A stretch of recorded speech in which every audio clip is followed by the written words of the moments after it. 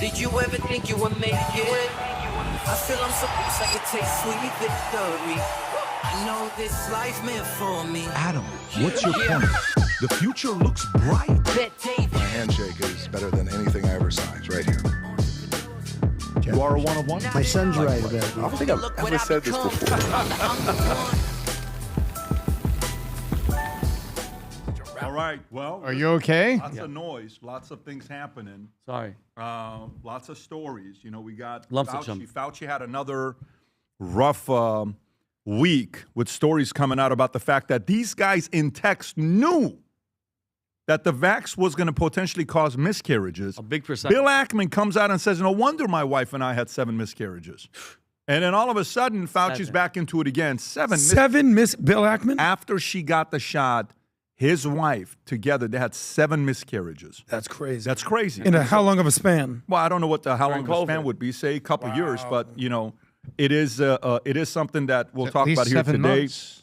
Brad Pitt came out and said he's no longer sober. He's drinking again after 7 years. And After the they asked Fauci hearing. why, some of the family issues, stuff like that. So we'll talk about that. Conor McGregor said he's going to be joining him. He And messaged he me ends too. alcohol sobriety. He They messaged me, Solidarity. both of them. They're Are like, you Vinny, open to the idea, stop or- being a little wussy. And I was like, guys, I can't. You No, wouldn't no, cave. don't No, do you it. wouldn't. No. Despite the And headlines, then you're not drinking. WNBA coach, what a sincere coach. She's so awesome. Isn't she so sincere? Leaves Like with the grace, level of Pat. sincerity where Love. she comes out and says, Peace. I didn't see it. when they called the foul, I didn't see it. Then, you know, this is like, you not understand you're living in the social media era. Videos going viral showing you're right behind the foul. How do you not see the head getting hit and say, well, you know, I don't think it was a dirty play. She was you know, and- standing in front of the That's people right. that have front row seats. Yeah, she had better view than the referees Courtside. of the foul. So absolutely embarrassing. Embarrassing. Imagine you're a player and your players start talking to each other saying, does the coach even have our back or not? You know, is this person? And she gets upset at the media. You're getting upset? I don't think you have a place to get upset.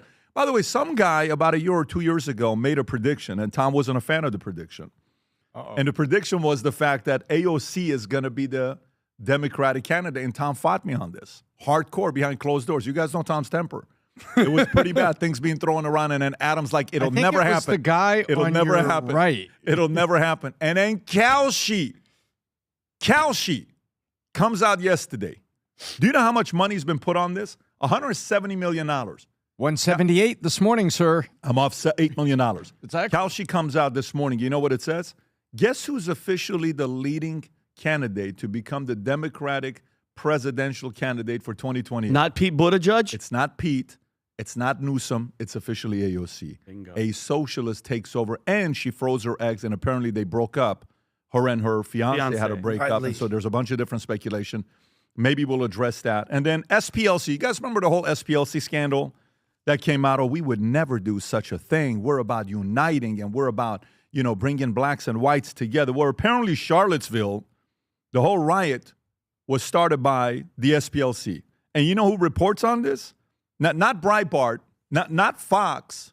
You know, we're not talking about practice Not here. talking about practice, No. PBD. Don't talk You know about who practice. does? Who? ABC News. Can you imagine how embarrassing it is that you're forcing ABC to have to address this issue with you? But they do. So we will talk about that story. And then FYI, how many times do you try to trick your family or your kids? Like you go to a restaurant and you sneak out in a car and you change the Uber, and then so people don't see where you're going because you're trying to get a surprise or a gift or something like that? Well, somebody did that at a whole different level, and he's got a job that works on Pennsylvania Avenue. This guy named Donald J. Trump, who happens to have this job called president, and he allegedly used a catering truck to sneak off Air Force One amid Iranian threats and went on a complete different place, and everybody thought he was on Air Force One. So imagine the people that are on the Air Force One. It's like, look, if we get attacked, we're taking one for the team, and everybody else goes on the other side. But that's the kind of Like stuff that you old got to movie, do. My Best Friend's Wedding, right? Julia Roberts Yes. running away in the catering That's a truck. good one. That's a good one right there. And Ellison's, who are buying Paramount, they're saying when the deal gets done, allegedly they want to move Paramount out of California to 2 states, and we'll reveal to you what those 2 states are. And those 2 states are not Illinois. It's not, you know, they're not looking at Maryland or New York. They're looking at a couple states that happen to be red, and you can probably guess who And those. they may sell two- one component. I to make know, the I deal know. happen. And that one component is the one I don't want them to sell. I want them to keep it. But they're being forced to sell that. So maybe we'll reveal to them what that one component is. I don't want them to sell it. Don't do it. Keep it. Don't do it. And then we got a few other stories we'll get into, but one of the stories that we'll get into is Tucker Carlson had Hunter Biden on his podcast. And when they were on the podcast, they talked about a lot of different things. Remember the Hunter Biden laptop story? Well, who was the outlet that X was supposed to take down the tweet that was going viral? You know, all these different stories during the election that was going on. You know, I don't know what it was. I don't know if it was a New York Post story. I don't know what it was. I think it was a New York Post. I think it was New York Post where Twitter took it down and they said, hey, this is a conspiracy. It's this Russia. is not really happening. Russia misinformation. Well, Planted. and Speculation. Biden and Hunter and Tucker actually are sitting there talking, and Tucker sided with Hunter, that the laptop was allegedly, you know, coming from where? I don't know what he was saying. He makes this allegation. We'll play the clip. But let me tell you what we decided to do. And this credit to this goes to Vinny. We decided to reach out to John Paul McIsaac, who, if you remember him at the time, he was the gentleman who Hunter brought the laptop to. And so Hunter, on Tucker's laptop, called out John Paul. Allegedly, apparently he's saying John Paul's lying. This is a lie. So we said, hey, let's get John Paul to say something about it. And so John Paul is here with us.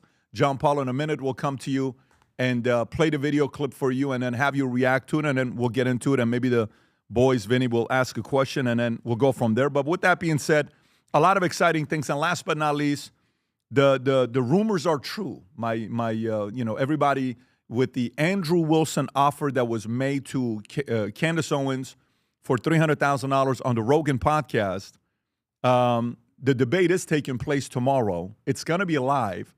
It's going to be 11 a.m. Eastern Standard Time, 8 a.m. Pacific. And it's going to be a live, not pre-recorded.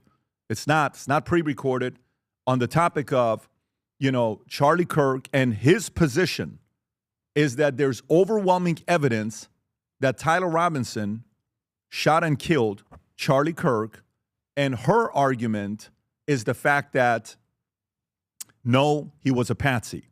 So that'd be a very, they've agreed. I was involved. You know, we had Zooms, we had calls together. And both sides, credit to them, each of them have kept their commitments of going back and forth. So you decide which side you are with this. People know where I'm at, but I'm a moderator for this. I'm not going into this debating. I'm simply there hosting this debate, and I'm looking forward to it. I think the audience has been asking for something like this for some time. So kudos for both of them for having agreed to do this. Again, whether you agree or not, I respect anybody that gets in the arena that's willing to take the criticism and the feedback that comes from all sides. And you know it's great when people send me messages and say, "Oh my God, you know, people are so angry on this side, saying you're gonna be on Andrew's side," and the camp from Andrew's camp is like, "You're gonna be on Candace's side." That's when you know this is gonna be a good show because no one's happy. And respect to Michael Knowles and Rogan, who were also involved. Michael Knowles had his own position he shared with the audience. Joe Rogan was also involved. Respect to both of the guys as well. All right, with that being said, gang, for those of you guys that got big plans for 2026 and 2027, and you're seeing what's going on in the marketplace with business, and you got big dreams, and you want to go out there and do special things for yourself, and you want to network with others, we're going to have the greatest networking event ever at the Vol Conference. It'll be something everybody will be talking about. So with that being said, if you haven't yet registered for the Vol Conference, here's a clip I want you to watch. Go for it. Successful business people speak a language others don't. It's like when I lived in Germany at age 10, and a month later I'm speaking German because I immersed myself in a community of Germans. I speak that language. The same applies for business. So studies have shown that 65% of people that immerse themselves in a new language completely feel like a different person on the other side. So what does it mean? You go to a business conference, you're at the Vol Conference, 12,000 other people around you for 4 days. We're speaking a language that we're fluent in business, how we walk into Rome, how we negotiate a deal, how we hire somebody, how we raise capital, how we come up with a new strategy. The more you're around it, you all of a sudden start speaking that language fluently. So when you go back home, you do deals in a different way. You handle your business in a different way. If you want to get fluent in speaking a business language, once a year we host a conference called the Vault Conference. This year, for the first time, we're doing it at the MGM Grand Arena in Las Vegas, where we go through this 296-page manual with 12,000 people over 4 days in one room. If you haven't yet registered, Click on the link above or below. Bring your spouse, bring your partner, bring your peers. Let's spend 4 days together at Las Vegas, August 31st through September 3rd. Looking forward to seeing you there. Gang, cannot wait to see everybody there. Vault 2026, I will tell you, come on August 30th because the 31st is going to be an all-day event of networking with a bunch of exciting things that's going to go in the networking registration room. And we are creating the connection. So we're almost creating the appointment for you to be able to go on your Connect app and connect with others that are in the same space or AI or whatever you want to do. There's going to be so many opportunities for you to get your deals done and recruit somebody that you want to raise money with or deploy some of the capital that you have or even get some, knowledge from the people that are speaking there. Logan Paul, Stephen Bartlett from Diary of CEO, Joe Montana, you got Jerry Rice, Dan Martell, as well as Alex Spiro in the CEO session, and Stephen A. Smith's going to show up as well. And there'll be a lot of surprising people attending there that you'll get a chance to network with. So go to vault2026.com, get a ticket for yourself. For some of you guys that are bringing 5-packs, there's an opportunity to get a 5-pack with general tickets as well. With that being said, let's get right into it. So Tucker Carlson has Hunter Biden on. And while they're there, the topic of the laptop comes up. And when the topic of the laptop comes up, this is what Hunter had to say, and this is what Tucker had to say. And we decided to invite John Paul MacIsaac, who was the gentleman who received Hunter's laptop that had the Beau Biden sticker on it, where John Paul asked him, "What's your name?" And Hunter gives him a look and says, "Hunter Biden." And this is in the state, if I'm not mistaken, it was in Delaware, if I'm not mistaken. He'll correct me if I'm wrong. So Tucker had Hunter Biden on. They had a conversation together, and here's what they had to say. Go for it. Then the official story comes out about how the laptop was left. You left a couple of laptops in a laptop repair store in Greenville, Delaware, which a town I'm very familiar with. So, and the guy was blind. Then I interviewed the guy who seemed to totally believe the story, John MacIsaac. I mean, he seemed to be telling the truth. But the story did not make sense. Meanwhile, we get approached by Israelis connected to Benjamin Netanyahu, like I know that, Oh my God. who are shopping this stuff to me at Fox News. Yeah. And I'm like, I don't think that part of the story, the laptop is real. I thought that from day one. Laptops. But the way that it entered the bloodstream of Exactly. the American media was not real. So I just want to ask you point blank, Look. did you drop off laptops? No.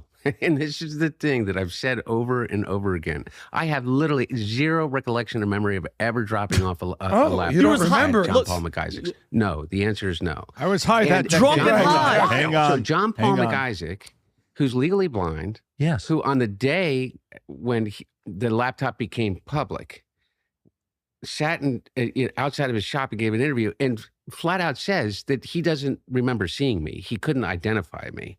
And also doesn't remember that seeing his him. security cameras that he has don't have any footage from that time.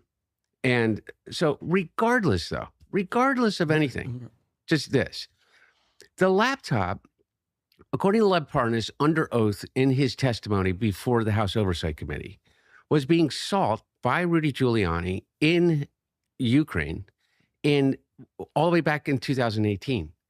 And so Rudy Giuliani is working with a guy named Andrei Derkach, who was a MP in Ukraine and a known Russian GRU agent. So Rudy goes over there and basically takes his dossier and receives information that Hunter Biden's hard drive, not laptop, is for sale. And the person that they can go to is this other Ukrainian Russian oligarch who is living in Austria. That's what Lev Parnas and Igor Fruman were doing, getting on the plane before they were arrested. We can pause it right now. They're going to go back and forth for about 5 minutes, but here's what we do know. What we do know as the market, that we saw this, that on October, to give you the exact date, October 14, 2020, 20 days before the 2020 election, this tweet is going viral with the story of New York Post. They end up taking it down. Twitter does. Remember, at that time, Elon doesn't own Twitter. And later on, when they did Twitter files, I don't know if you guys remember the Twitter files. Yep. Matt Taibbi, I believe. Exactly, Matt Taibbi, and there was one other person that was involved as well. Could have been Barry Weiss. I think it was Barry Weiss. Then you see email exchange of them saying that, hey, you guys specifically asked to take these things down. Why did you? And then it was chaotic everywhere. So, John Paul, first of all, thank you for making the time for being on the podcast here with us. What was your reaction when you saw this exchange about the laptop? How did you, the person that was involved in this story, how did you react to the story? Well, I for the last 6 months, actually, I think longer, I've been listening to Hunter try to rewrite his history. So I think that aspect's comical because every lie that's come out of Hunter's mouth has actually been proven in court to be a lie by his father's own DOJ. Like Exhibit 6 was the timeline for the laptop, and it clearly states that I sent him an email. I called him. He called me back. He came back to the shop. The serial number of his laptop that he signed for was the same serial number that was on the subpoena. So it's ridiculous that he's trying to rewrite history unless he owes somebody a lot of money that's also producing a documentary that wants a certain narrative to be pushed. And that's what I think's happened. Who is that? Who is the person doing a documentary? Well, Hunter owes Kevin Morris a lot of money. And every time Hunter made a public appearance in the past 4 years, he's always had Kevin Morris and his camera crew around. So we're waiting patiently for this documentary to come out. And I just assumed the last 8 months have been Hunter doing Kevin Morris's PR work, basically. What is the exact amount that he owes Kevin Morris for the documentary? Do you know? Well, Kevin Morris footed his bill during the time he was in California. So I heard it was up to $4.2 million, but I haven't been keeping track of Hunter's finances. Okay. And so when you saw this, what was your reaction with the way Tucker pushed back or the lack of pushback on the story? Knowing Tucker has access to you, he can call you, he had the conversation with you, and Tucker just a few years ago was one of the guys that said this is the biggest story that took place. And so his position changed. Did you, one, what are your thoughts about the way Tucker reacted to him? And number two, did Tucker's camp at all reach out to you to get a reaction to the interview? So I'm not really too surprised at Tucker's reaction.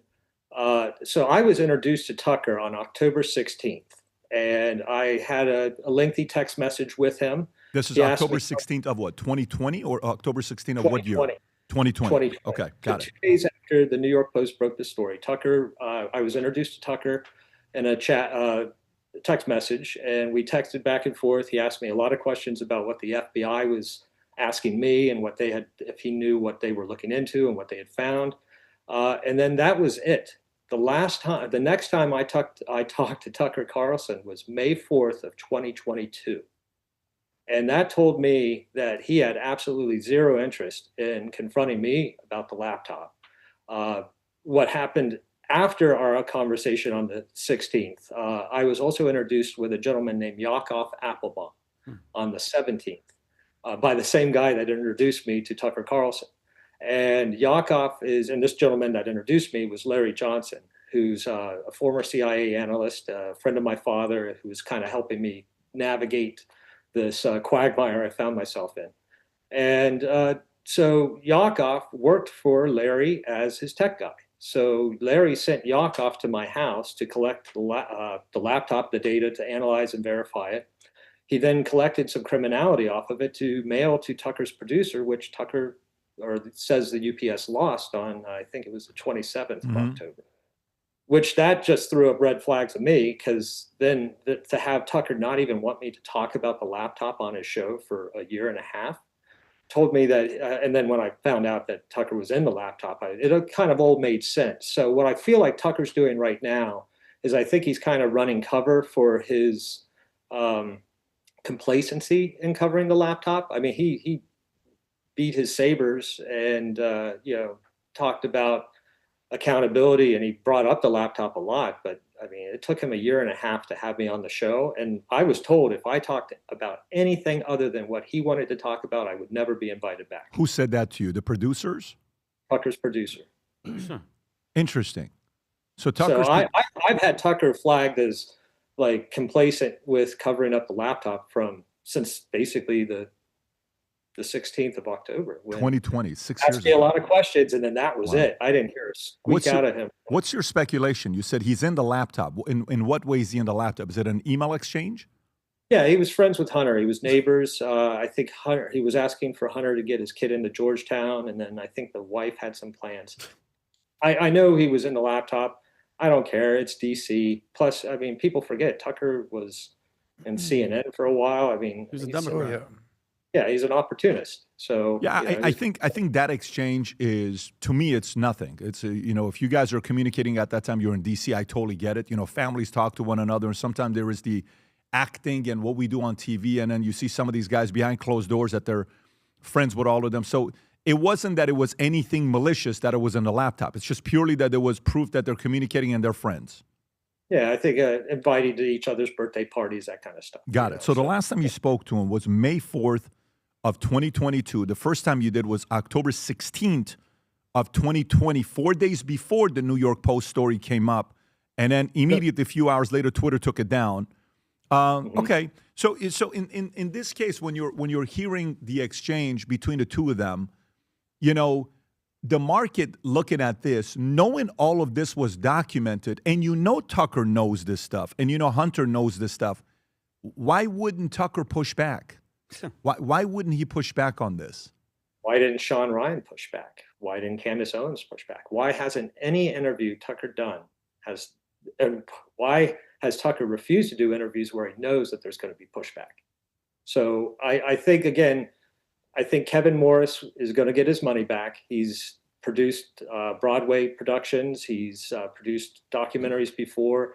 I think he's put a lot of money into Hunter, and I think he wants to recoup that money. So I think a lot of what we're seeing right now is opportunities for people like Tucker to insert Israel into the mix, which, again, he knows who Yakov is. He knows he's not an Israeli asset. So why Tucker wanted to pander to his audience about Israelis and the link and the tie, that's on Tucker. But I don't, it just seems awfully peculiar for people to sacrifice their credibility at this level, knowing the facts and knowing the detail and knowing that Hunter's own father's DOJ documented everything. And, but they're usually the only reason why people would do these things is for money. So that's the only thing I can. Yeah, it's funny. I looked at it. The original documented loan to Biden was $6.5 million. The current reported debt is $5+ million. And, they're going back and forth. There was also an unusual transaction involving Hunter's artwork. Morris purchased art in a deal that the congressional investigators calculated reduced Hunter's debt to Morris by $525,000. And this is stuff that's out there. This is judiciary.house.gov. So it's not like this is a blogger writing this that's out there. But Vinny, when you see this, what questions do you have for John Paul? So, hey, John, it's Vinny. Good to see you again. So, John, I have two things. Because they keep saying, oh, he's blind, he doesn't know, he doesn't see. I have two things. So that day, John, when Hunter walked in, and you said, very intoxicated, smelled like alcohol, trouble speaking, balancing, nearly dropped the laptop on the counter. One of them was liquid damage, so you couldn't get anything out of it, probably because he was drinking and doing whatever the hell he does on it. And then you saw the Beau Biden Foundation sticker. So you asked him who he was, and he paused and said, Hunter. And then you're like, okay, last name, Biden. They want us to believe that this was some Mossad agent because they knew you were partially blind. They came in to set all this up. So I want just very, very briefly, John, could you recall that moment, that the interaction with him, and as if you don't know what his voice is? And then my second part, John, is now all these years, you couldn't talk about certain things on these laptops because of lawsuits. Now that they're all gone and everything's said and done, what's the one thing that you've been dying to tell everybody that you saw that you couldn't tell us the last time that's like, oh my God, so blatantly obvious, and one of the reasons he got a pardon? Wow. Well, let's start with the last one. So, I've always had a problem with the inappropriate relationship with Hunter's niece, his dead brother's kid. It's the reason why the gun ended up in the trash can in the first place.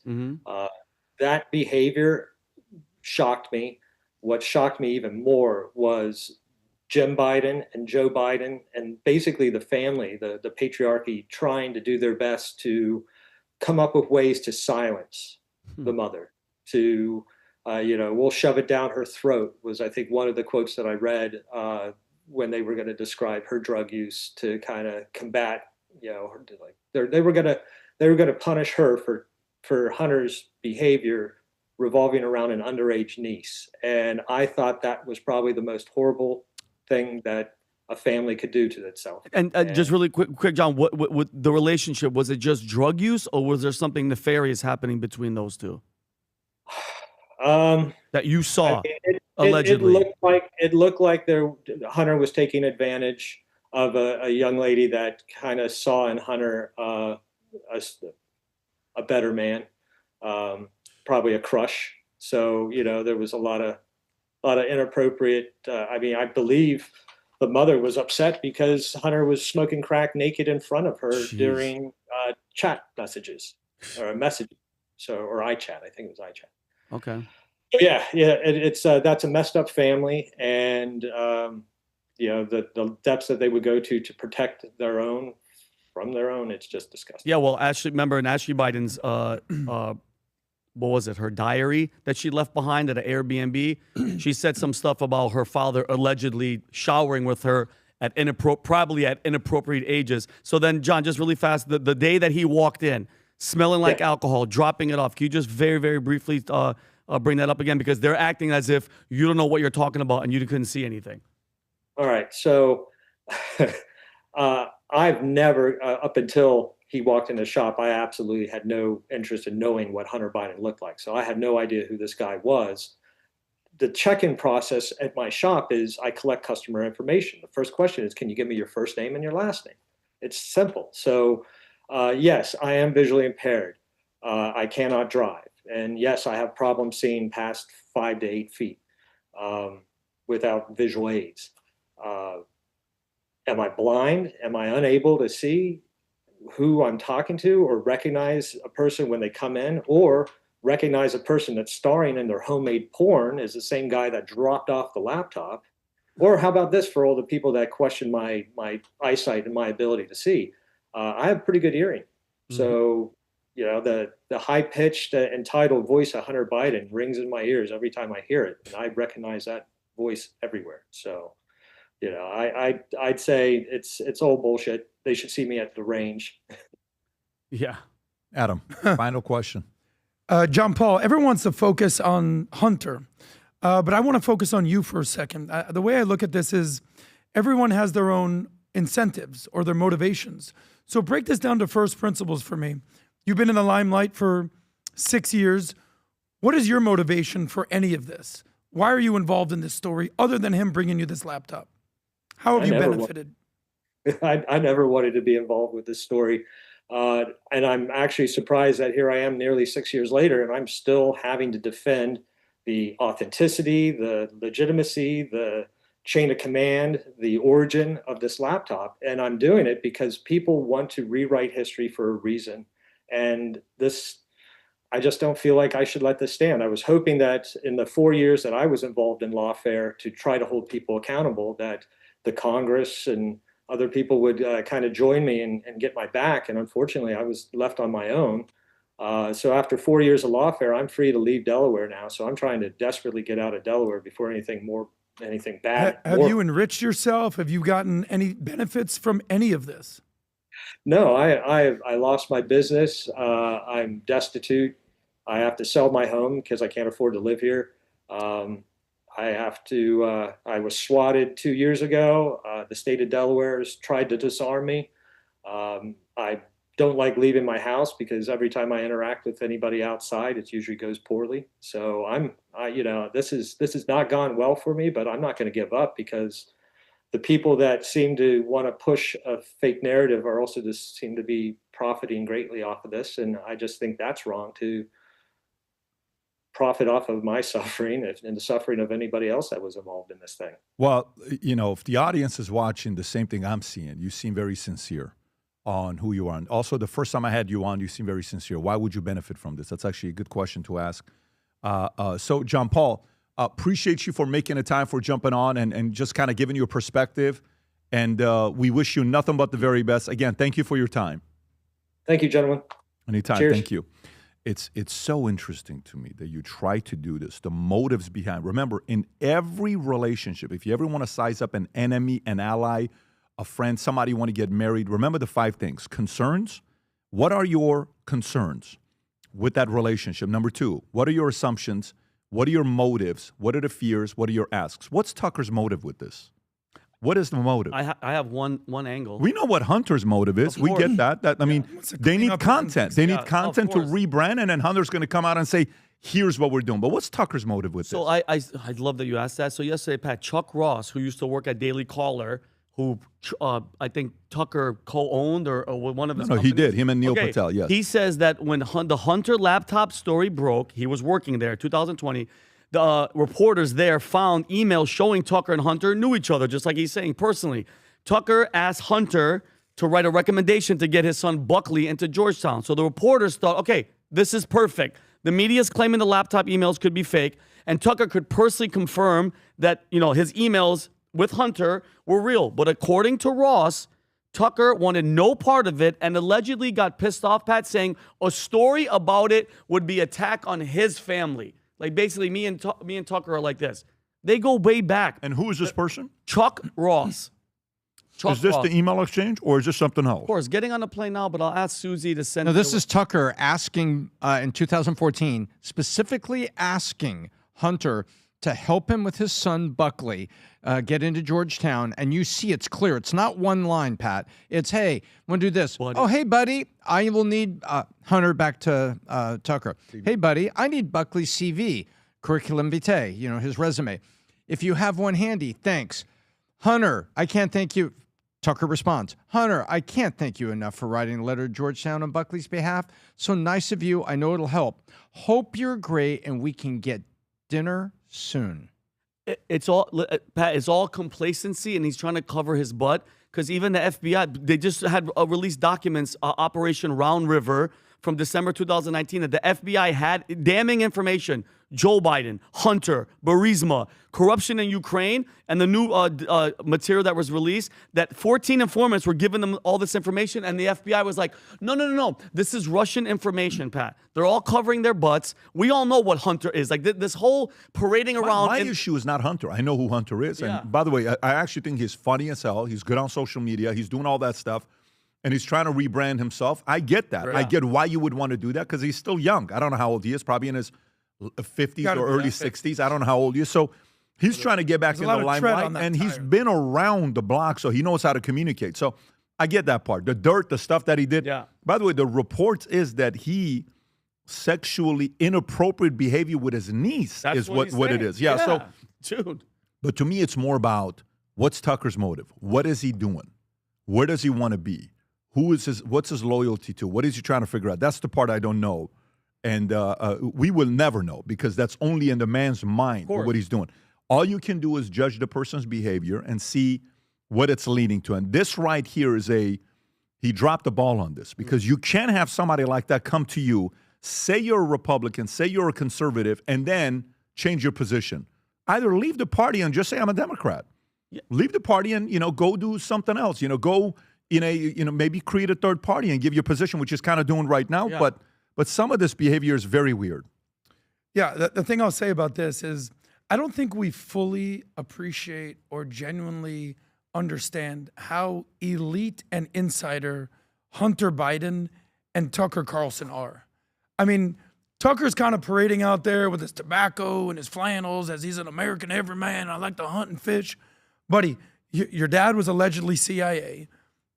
Hunter's dad has been in political landscape for 50 years. The big guy. 10% for the big guy. You need a favor to get your son into college. He didn't earn it. There's no merit there. You send a little email, track, show the email right here. Can you do me a favor? The favor's done. So to me, this whole masquerading as this populist, you're an elitist. You've been on the inside of everything for 30, 40, 50 years, and now you want to kind of play dumb. That's the issue that I have. Yeah. Tom, I'll give you the final words. What are you thinking? How are you processing this? So there's a couple things that you could look at, because if you go to the concerns, motivation, assumptions, fears, and ask, so what could be some motivations for Tucker? If there's a real documentary coming and Hunter is saying, by the way, Hunter is everywhere. There's a Wall Street Journal report, I think, that said Hunter is everywhere. What's he up to? I think it was a Journal yesterday. Mm-hmm. And so everybody's asking that question. Well, guess what? If he's got a guy he owns money to and that guy wants to film a documentary, then he needs footage and everything. That makes sense to me. How would Tucker figure in that? It's like, you got to rewrite history. You got to spin. AOC is spinning. Everybody's spinning on their positions. And I feel like Tucker's trying to spin and his prior position or trying to take something, and the internet's not letting him do it. People are putting things side by side. Hey, 3 years ago you said this, now you're saying this. You know, I'm not trying to be a critic here. I'm just looking at the Hunter or Tucker? On Tucker. You know, it's just like, okay, you know, you've gone one way, you got another. So it seems like you're trying to brand and position. Too much flip-flopping. PBD. And you're in there with, you appear to be a really good friend to his. Yeah. I'm not even joking. I'm being dead ass honest. I don't know if Tucker knows how the internet works. I'm being serious. When you're in front of a camera. No, he knows. No, hear me out. When you're in front of a camera and everything is, what's it called when every line is read to you? Teleprompter. And all of a sudden you have to go on your own. And producer in your ear. Tucker forgets somehow that there's a before and after. How many videos have you seen of like, you said this 6 months ago and then you said this. You said this 2 years ago and then you said this. It's like, I don't know if you know how that works. No, the best. I was young and needed the money. It doesn't work. Exactly. And the last thing I'll say about Hunter, in Hollywood, there's two different types of rehabs. There's, oh, wow, I'm addicted to drugs, Shia LaBeouf, certain people, I got to go to rehab. But then there's the whole industry of called reputation rehab, where they clean up your image. And it's an image makeover. That's what Hunter's doing right now. I have no clue what Tucker's agenda is. Yeah. So, all right, we'll see. But let's move on. And let's move on. Go to the next story. Next one I want to talk to you about is this. So Sophie Cunningham gets hit with the foul in the head. They turn into flagrant 2. Girl's kicked out. I don't know what the girl's name is. Donji, you know, whoever she is. Then the coach at the time comes out and says, I don't think she was doing it on purpose. The coach says that. And can you go back so I can say the girl's name properly? I don't want to screw it up because I know. No, go to the second X video you had. Right. What is the name? Dejanay Carrington. And this is the Dejanay. This is, go back a little bit to show the previous, go all the way to the front. This is how she plays. Look. Damn, girl. She's obviously very sweet. She doesn't at all have any negative intent at all. She doesn't hit hard, and you know she plays very clean basketball. Another white privilege. And watch what she does to the eyes. You see, Ooh, goes wow. to the eyes. Yeah, so you can pause it right there. You can pause it right there. So then the coach says, "No, I don't think she would ever do anything dirty. She would never do that." The internet goes after her. Then she's like, "Wait a minute! How dare you guys call me out and say the fact that I didn't even see the foul? I didn't see." She says, "I did not see the foul" in her message. And there's a video of her. Go to the previous one that shows I did not see the foul. And I want you to hear this message. She's getting destroyed right now on the internet and well-deserved. Watch this. Go back, play this clip. Watch this. She says, I couldn't see it. Say about the play in the last game. I didn't see the play in real time. That's her in the back. You sure about that? You sure about that? I went straight to a press conference. So you can pause it right there. And that's her right there. That's her in the back. And that's the foul. What do you mean you can't see the foul? Unbelievable. And she says she got a better view than some of the referees got. And then this is how she comes and cries on TV about the criticism she got. How dare people on social media call her out? Go for it. Pride myself on is my relationships with players. For those who have anything to say about the play in the last game, I didn't see the play in real time. I went straight to a press conference. I thought the play got called right. Thankfully, Sophie's okay. Yeah. Was it egregious? Absolutely. When you have a chance to watch that over and over and over on replay, you can see that. I didn't have that in real time. Oh, really? That's you behind. Unbelievable. Were there any I take personally Sorry. any suggestions that I don't 100% always have my players back. Stop. Liar. I ride with them 10 toes down all the time. That's ChatGPT All the wrote your time. Yeah. speech. They know that. Oh, yeah, for sure. It's a shame that we can't have an opportunity to talk about what great basketball they're playing. Nobody cares about the basketball. Because Now, they do are me a favor. playing. Go all the way to the last 20 seconds. Okay. United, Go- every yeah, day right. these women Watch. put their on the line. And you didn't protect them. Every day. When they go low, we go high. Love will win. There we Love go. will win. Grace will win. Grace. Humility will win. Look at her grace. And It's about to kindness show up. will win. Kindness. It's about Here to comes show up. kindness. I stand by them. I will always stand by them. Amen. Everybody else can go to hell. Oh, wait Oh, a minute. kindness. Wait a minute. So, you know what? We need kindness. Grace. They go Love, high, you go, Grace. Sounds like a When they wholesome go Christian. And then she goes, hey, by the way, we go to hell. And then Yeah. you leave. You know, and Walking, you talking run up. contradiction. Tom ran a poll, and the poll was, do you view this as a sincere statement by Stephanie White, the coach? Yeah. But vote one of them. Just pick one of them. 77.4% said no, 100% forced take. 75% forced take, 25% forced fake.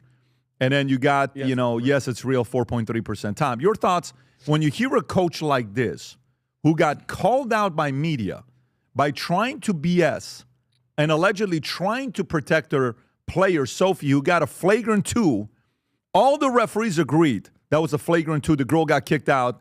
And then she says white privilege. And now she's coming out realizing she was wrong and she reacts this way. Your thoughts? I've seen a lot of apologies, and you've seen apologies, Pat. We've been part of businesses where a CEO had to apologize to a board, to their employees. I don't need a piece of paper in front of me that I keep glancing down at and to be performative with my emotion. I come in and I can make an apology. I know what I'm apologizing for. No one has to write it for me. They can remind me, remember, make sure you say the names of people so that they know you're sincere. Don't get emotional. Don't get over it. She comes in here with performative anger, and I look at it this way. This is not an apology.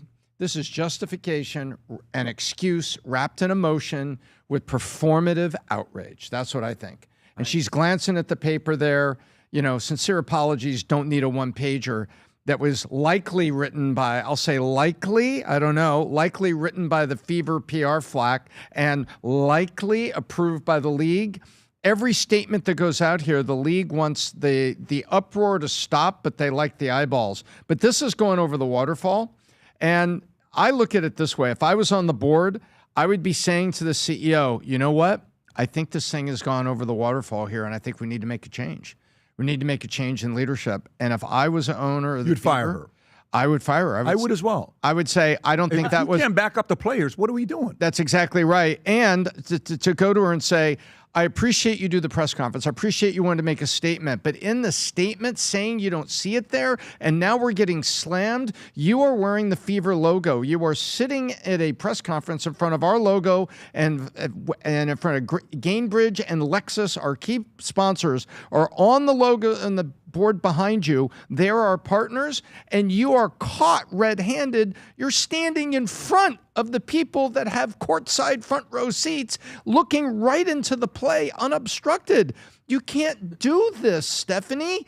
Stephanie, I'm really sorry. We're done here. That's what my board discussion would go with her. And I would, that was a question I was going to ask, is if you guys own a company and she's the one, she's the same, by the way, doesn't stick up for her players. Sophie, when Caitlin Clark was sitting there with her covering her face, embarrassed at the words coming out of her mouth. And then think about this. You care about your players. You're willing to have men, because remember when they were asked about trans men playing in the freaking league? She was like, hey, I'm not a professional. I'm not a doctor. I wouldn't know how to respond to that. So you'd even be cool. You love women. They're doing so good to have dudes, because that's what they are, dudes in the locker room with these girls, if it was her way.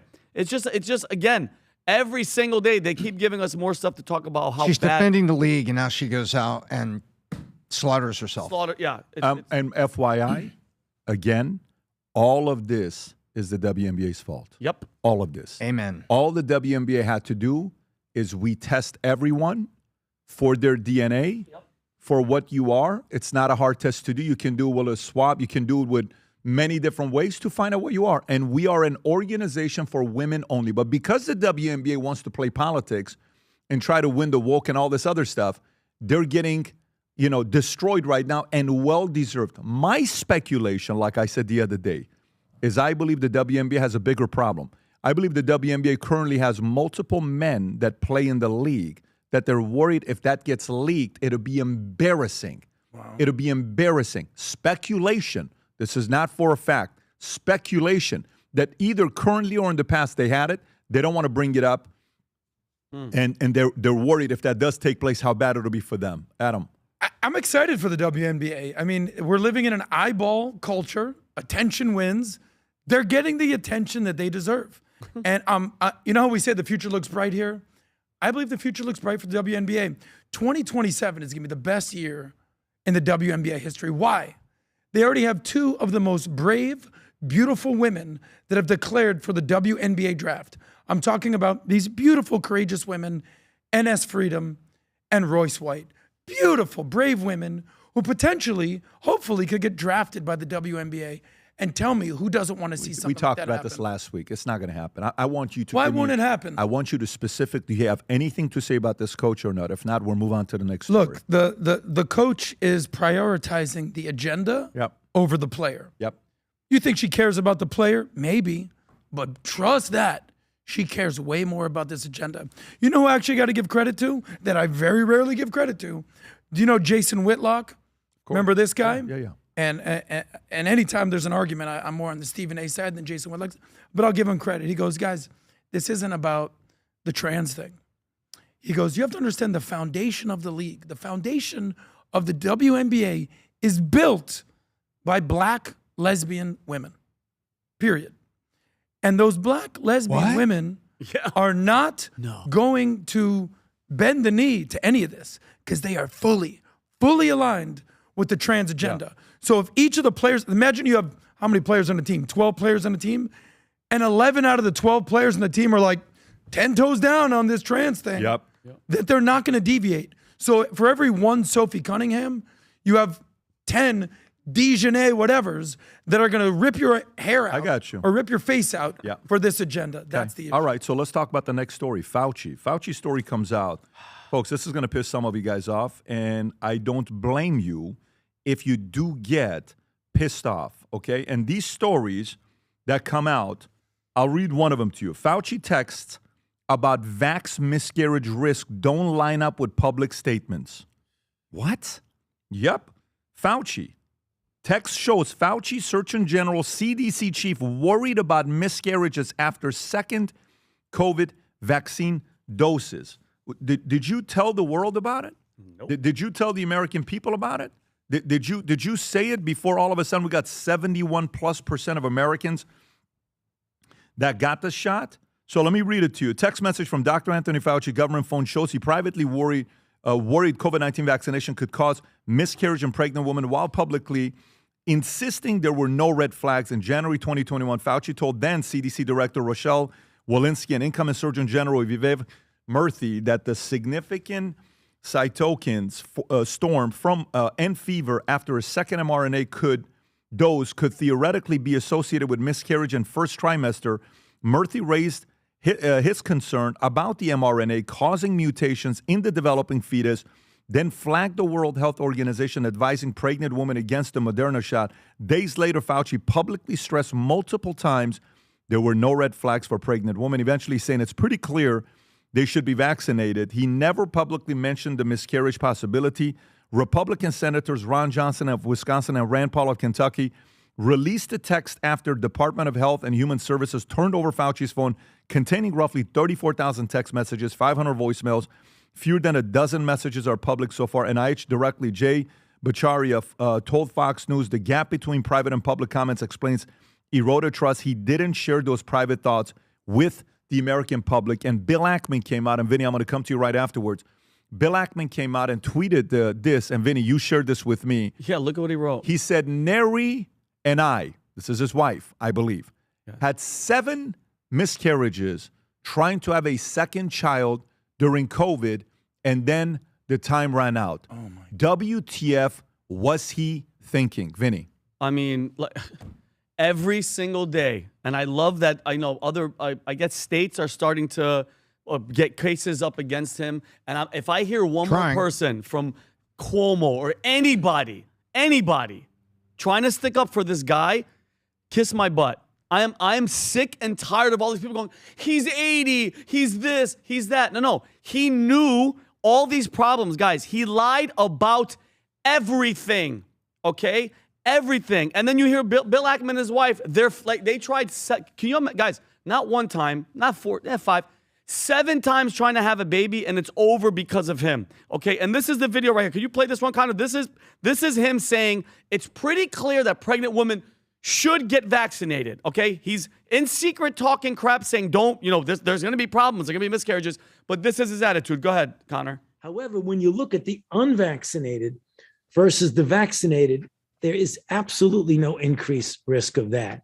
So because of that, the CDC and the ACOG, the American College of Obstetrics and Gynecology, who used to say it is okay for pregnant women to get vaccinated, to change now and say it is recommended that pregnant women get vaccinated. So it's really one of those things that's kind of not a close call. It really is pretty clear that pregnant women should get vaccinated. And they exchanged a text before this video. Before saying, don't listen, it's good. Like, there's problems. So think about how many mothers out there that are probably even listening to this podcast would have made a different decision if you knew what he was texting her, Walensky, in private text. Okay? Women were making decisions, Tom, about their pregnancies based on the information that he was doing, this trusted expert, Mr. Science. And I'm tired of another thing. People are like, well, Trump. No, this is the bureaucracy. These are the people, the deep state people, the FBI agents that are underneath him when he came in, that were all there to destroy Trump and destroy America, the fabric of our society. These are them. And then Jeffrey Tucker, writer, journalist, he was the biggest guy against everything that he said about lockdowns and everything else. He just said that top FDA and NIH quietly, officials, admitted the real reason for everything that he did, the lockdowns, the masking, the social distancing, was to delay the onset of natural immunity so they could push the freaking jab. Tom, think about that, okay? Keeping us from natural immunity, because as he said in the past, if you have the flu, you don't got to get vaccinated, because the best thing to fight it is having the flu. So he knows that. He knows what this was, but he kept everybody away on purpose, everybody away so they could be like, hey, guys, we got to jab everybody. It's unbelievable, Tom. This guy, that's why there needs to be a constitutional amendment. This preemptive pardon nonsense is ridiculous. This guy belongs in prison. He belongs to go on trial. And if found guilty for what he's done, crimes against humanity, he has to get the freaking death penalty. End of story. Or else this guy's another one of these guys is gonna happen again, Tom. Tom, thoughts? Well, it doesn't surprise me that more and more hard evidence is coming out that Anthony Fauci was a complete hypocrite. He's a hypocrite that became hippo-rich. And what happened here is he was protecting the pharma industry that was making billions on this stuff. Billions and billions a month. Go look at the numbers. It was billions a month. So, number one. So this doesn't surprise me, the hypocrisy. The second part of it is America should take a look and just look at the level of harm that has happened, and that have our legislators and our elected officials do the right thing here. I mean, there's a Kalshi with $1.5 million pat that says, who will be charged with a federal crime this year? Anthony Fauci is at 54%. Federal crime would be really hard to get, but there's people that have put millions on Kalshi up staying. They think there's a 54% chance, and they're willing to put their own hard-earned money down there on a prediction. Look at this, that they think he's going to be charged, yet he's carrying this long-term pardon dating back to 2014. And that's what's shocking to me. What's shocking to me is the level of silence of everybody but the Rand Pauls and the people that were with him in that hearing. That is what's shocking to me, is the rest of the people in elected office who cannot look back and say, we got this call wrong, the evidence is here.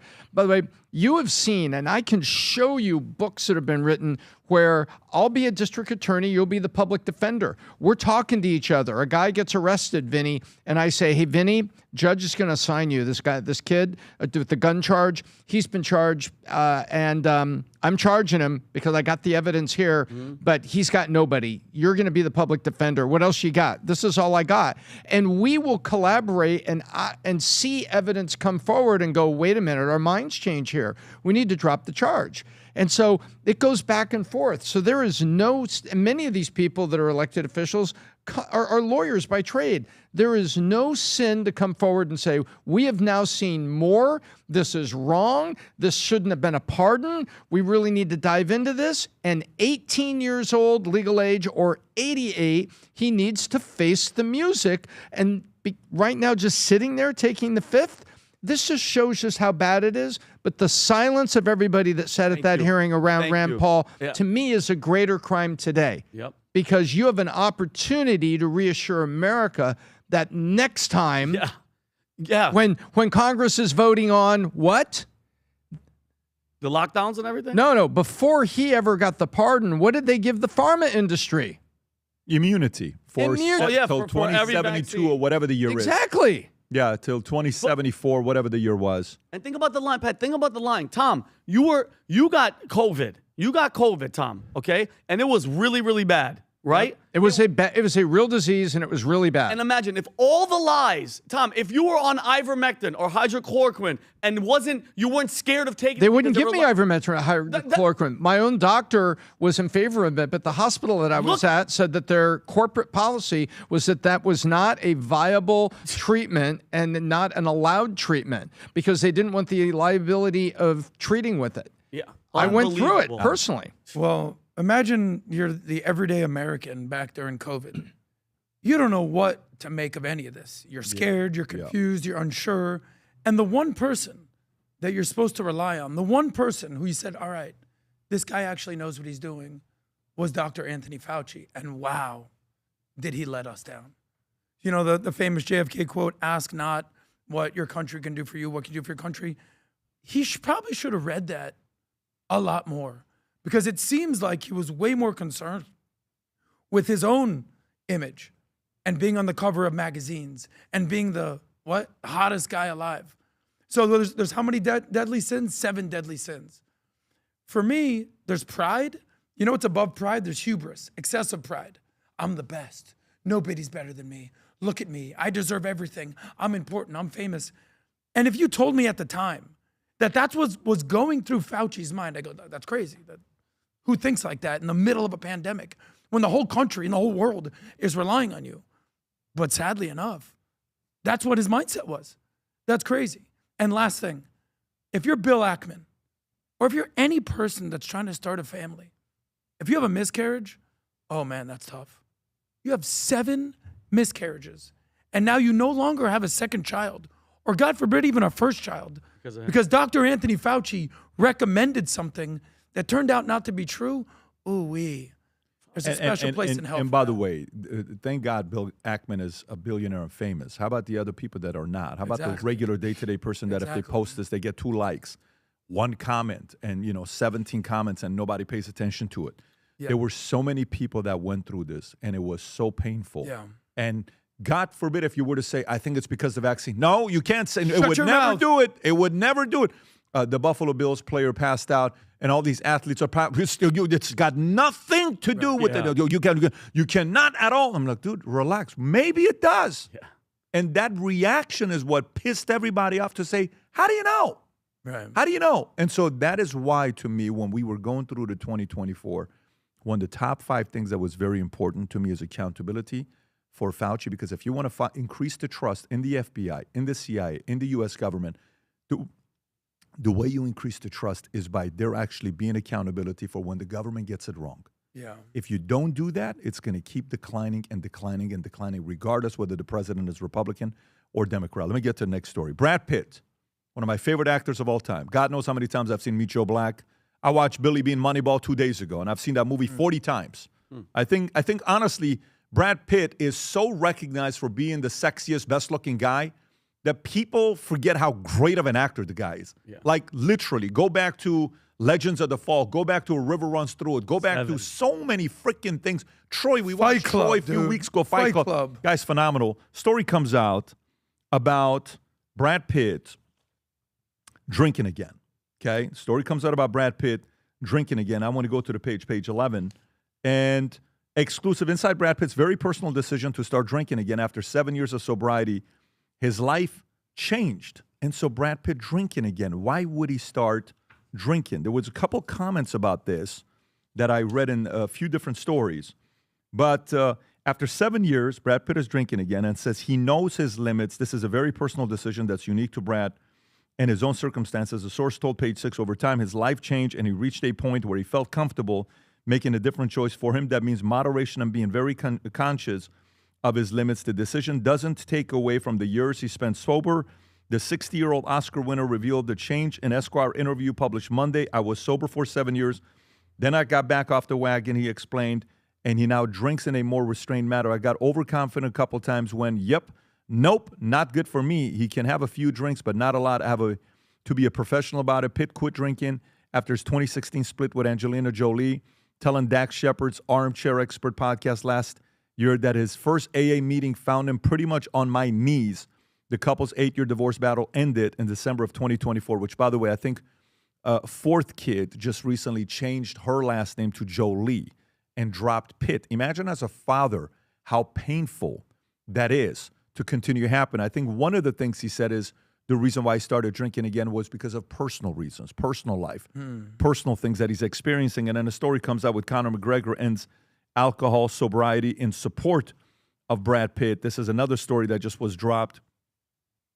There are 2 empty seats on the wagon. Conor McGregor got wind of Brad Pitt's decision to consume alcohol again and said he'll drink to that. The former UFC champion who opened up a sobriety leading up to last 6 months Max Holloway's fight announced his audible Tuesday saying fellow actor inspired him to have a couple of pints of Forged Stout, the brand he launched in 2020. I've decided to have a few pints of the world's creamiest. So whether this is a marketing stunt or not, it's a market. it is not for Brad Pitt. Brad Pitt is officially back drinking according to the story. So Vinny, for somebody, you haven't had a lick of alcohol for a little over 3 years. 3 years and 3 months, I think. 39 months, give or take.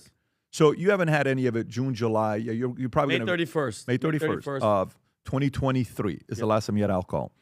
When you hear this story with Brad Pitt, and you've been disciplined for all this time, and your life has changed completely, how do you process this story? I mean, I can only imagine that the relationship with Angelina, you know, because he was with Jennifer Aniston, married at the time, this happened. Life is not doing well, you know, AA meetings and all that stuff. He's down on his knees. And then you get over it, Pat, and then everything's going, because once you're an alcoholic, like once you have that in you, like Pat, my father, his father, grandfather, it's in us, that addictive personality, it's going to be in you. So when people go, oh, I'm not an alcoholic anymore. No, you're always going to be an alcoholic, so to speak. But there's different types of alcoholics. There's the ones that have to wake up and drink. That's just, you have to because it's in your body or else something's going to happen. Then there's just the, like, you know, casual, I'm going to have one. I know how to control it. Which one do you think he is right now?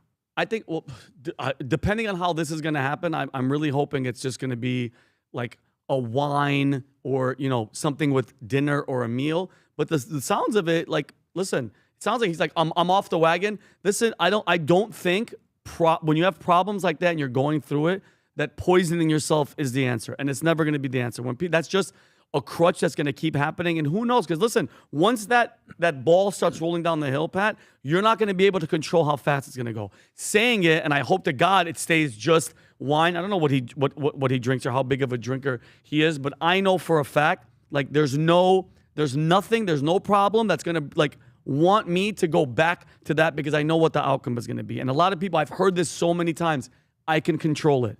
I'm better than it. I have a grasp. It's not going to be what you think. And those people to me are the ones that the majority of the time that I know from my experience fall off the hardest. And I feel for, I'm with you. One of the best at it. Can you imagine? Imagine some of these kids he adopted from like Cambodia. Like, can you imagine you're adopting these people, you're getting them out of freaking poverty, and now you want to change your last name as if I didn't have nothing to do with you? Like, you would have still been in freaking Cambodia. You know what I mean? So, you know, I can only imagine what he's going through, but my prayers are going to be for him, and I hope it doesn't get as bad as it's supposed to be. I have 3 quick thoughts. Number one, I cannot imagine what it would be to have your children being manipulated to taking the identity away from them in the form of your name after all the things you did for them and you've adopted them and everything like that.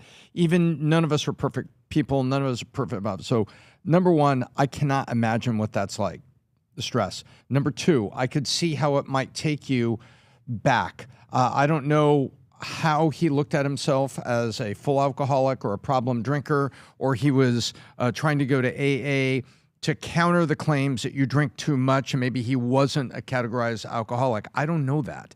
But he was very, very open about it. And my third point is, when you're under great stress, you got to be careful. You dance with the devil, he bites hard. And I hope that the stress of going through point 1 with his kids is not leading him to make a compromise point 2 that leads to other problems.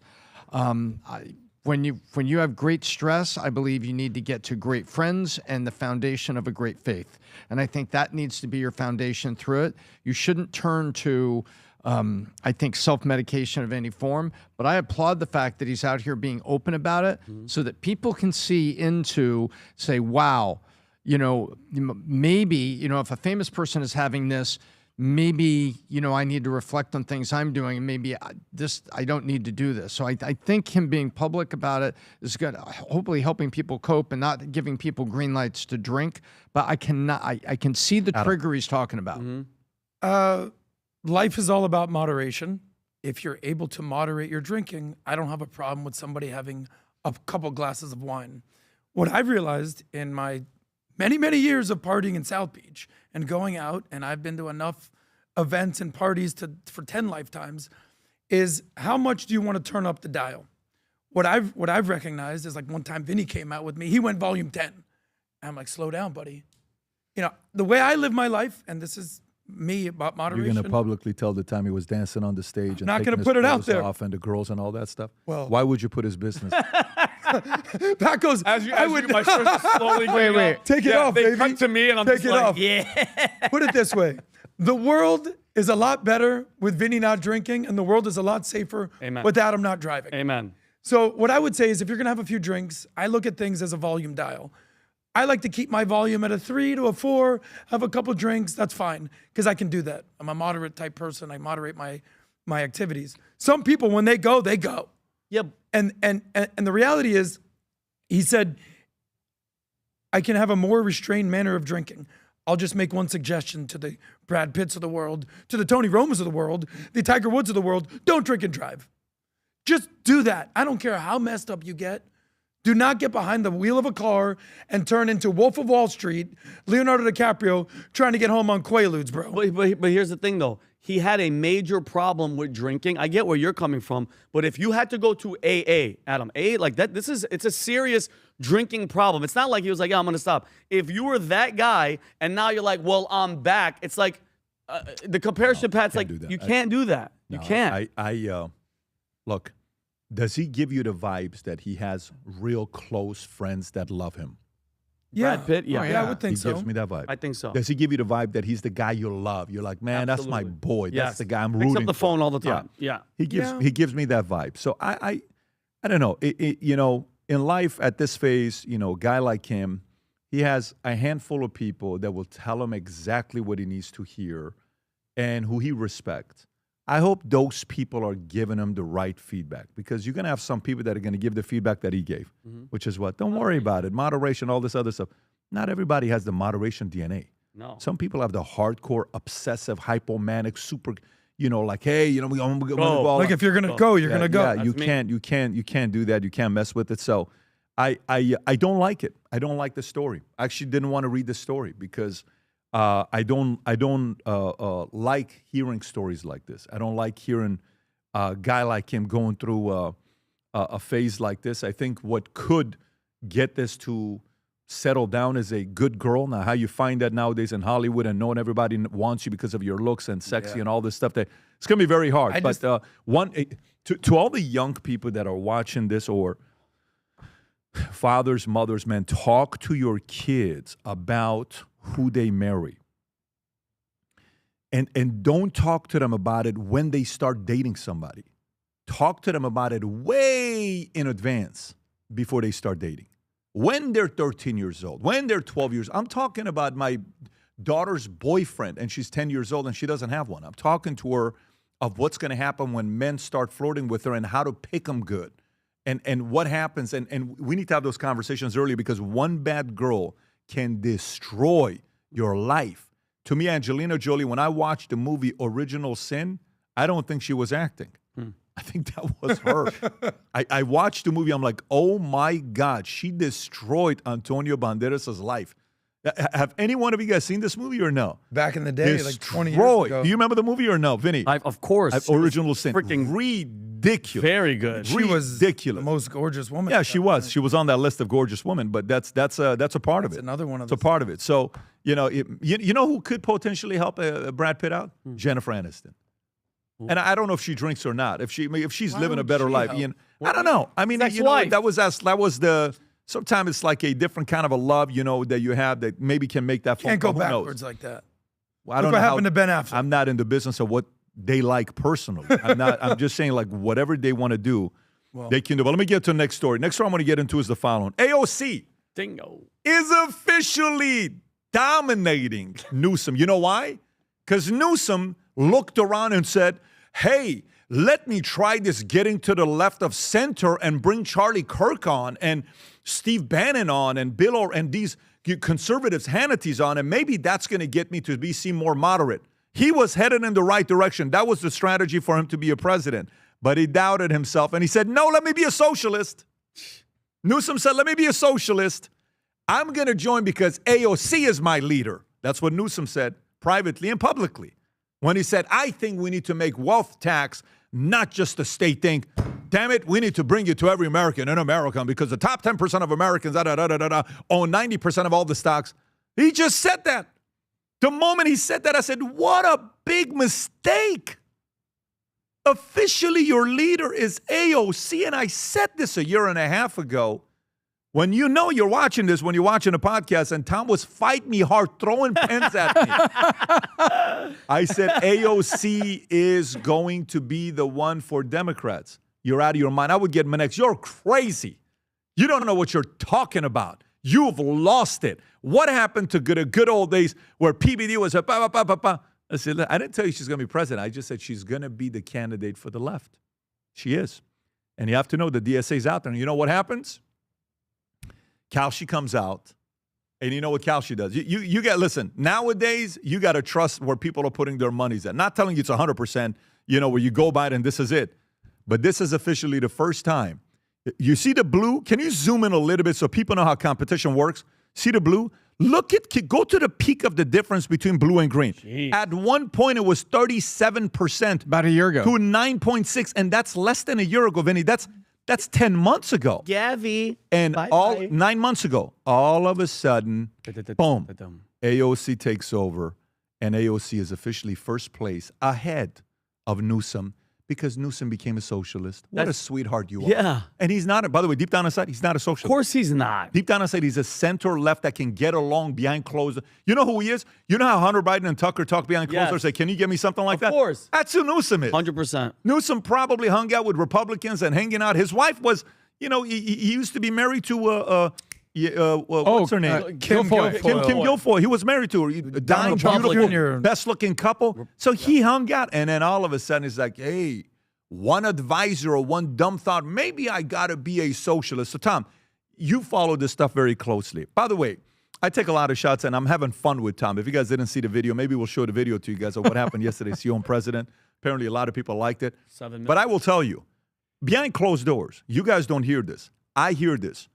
The people who do polls privately talk about the one name that they trust a lot nowadays with polls and making predictions is Tom Ellsworth. Yep. That's where I go. And my a lot of go-to guy. people see, now he got it wrong with AOC, but aside That's from fine. the That's most part, fine. He's not for the Jesus most part, Christ. you got to pay attention to what he's got to my say. guy, Tom, Tom. how do you process this? So I process it, I'll give bullet points on what you were talking about. What Pat was talking about, and we have the image right here. We don't need to play it, but you see the image on screen. That was Gavin Newsom. I believe that was June 26th. Puts on a suit and tie, sitting there in the office, books behind him. A different look for Gavin Newsom, and he took more than one step toward DSA and the socialist side. Why?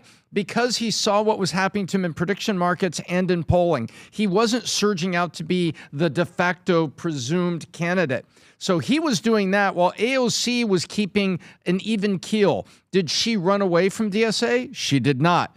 But did she kind of just lean toward establishment and try to level it out? And obviously was getting coaching, and suddenly her answers were a little less, different that we were used to? Yes, that started happening. And then, Pat, last week, what did the Democrat establishment do in the last 30 days with Hong? It was like, no. Get away from us. Get away from us. And they ran to the establishment candidate, and he won by a whisker, right? Yep. By a whisker at point night. something. By point something, right? That's exactly what happened. So what is going on right now is Gavin Newsom chose wrong to lean toward DSA a little bit because he wanted to make it like, let's make a big flinched. He made a flinched. mistake. He flinched, and Big mistake. And AOC was getting coached, and she then this week says, "Well, maybe woke 1.0 was a little crazy." She's stepping back from where she was with the new green team and everything that she went with. That the squad and the new green energy, right? New Green Deal, all of that. She's leaning back toward the establishment. Why? At the same time, the establishment is going against Hong. And now what you have, traditional polling, there's going to be a reckoning, Pat. There's going to be a reckoning. Traditional polling on a national basis because of her existing presidential machine that is still in place but on idle is you still have Dems. Rasmussen ran 2,000 Democrats, likely voters, and they span states. They still have Harris at 30 points, Newsom at 13, and AOC at 10. But the prediction markets are running ahead of it. And I think what's about to happen, Pat, we're having a reconciliation of the old polling and the increasingly difficult times they have getting a hold of people, clipboards in front of Walmart. You know what I mean, Pat? It's increasingly hard to get good polls that way. And the prediction markets are here. And I believe right now we have seen the tipping point. Will it stay tipped? But I call AOC the Democrat candidate front runner by a whisker right now. We'll see how it shakes out. But that's so funny. No. I'm saying is numerically. Numerically. This is the okay. No, I'm saying this despite the other regular polls out because Kamala Harris went out. Finally converted Tom. Yes, but Pat, yesterday. Did I convert you or no? Be honest. You led with this thing, and I followed that, and I think you did influence me. Yeah, absolutely. I can't say no. But let me. So I want to ask you a question, Tom. This is the part that Tom is very good at. I want to show you guys something here. I want to ask you guys 4 things, and I want you to score it 0 to 10. I'm not messing around. I know you're not, Tom. And this is people don't know how we are behind closed doors. Like we're like this 24/7. I'm going to ask you. I want you to score them. Okay, each of these things. 0 to 10. Okay. How much do you think the market respects AOC versus Newsom? 0 to 10.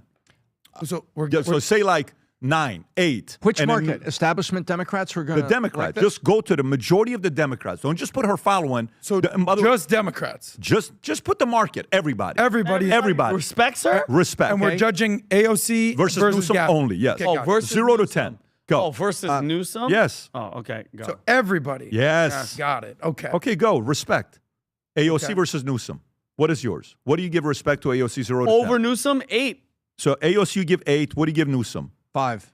I'm 8-5. That the Democrat. So what's your Newsom? So 5. Tom is 8-5. Look. What are you? 8-5. Okay, you're also 8-5. Where are you? I'm 7-4. You're AOC 7. Respect. Perfect. Newsom. Watch how 4. this is going to go. Yep. Likability 0 to 10. AOC Newsom. Likability. Ooh. You're going to see my score on this. Likability? Yes. 9-3.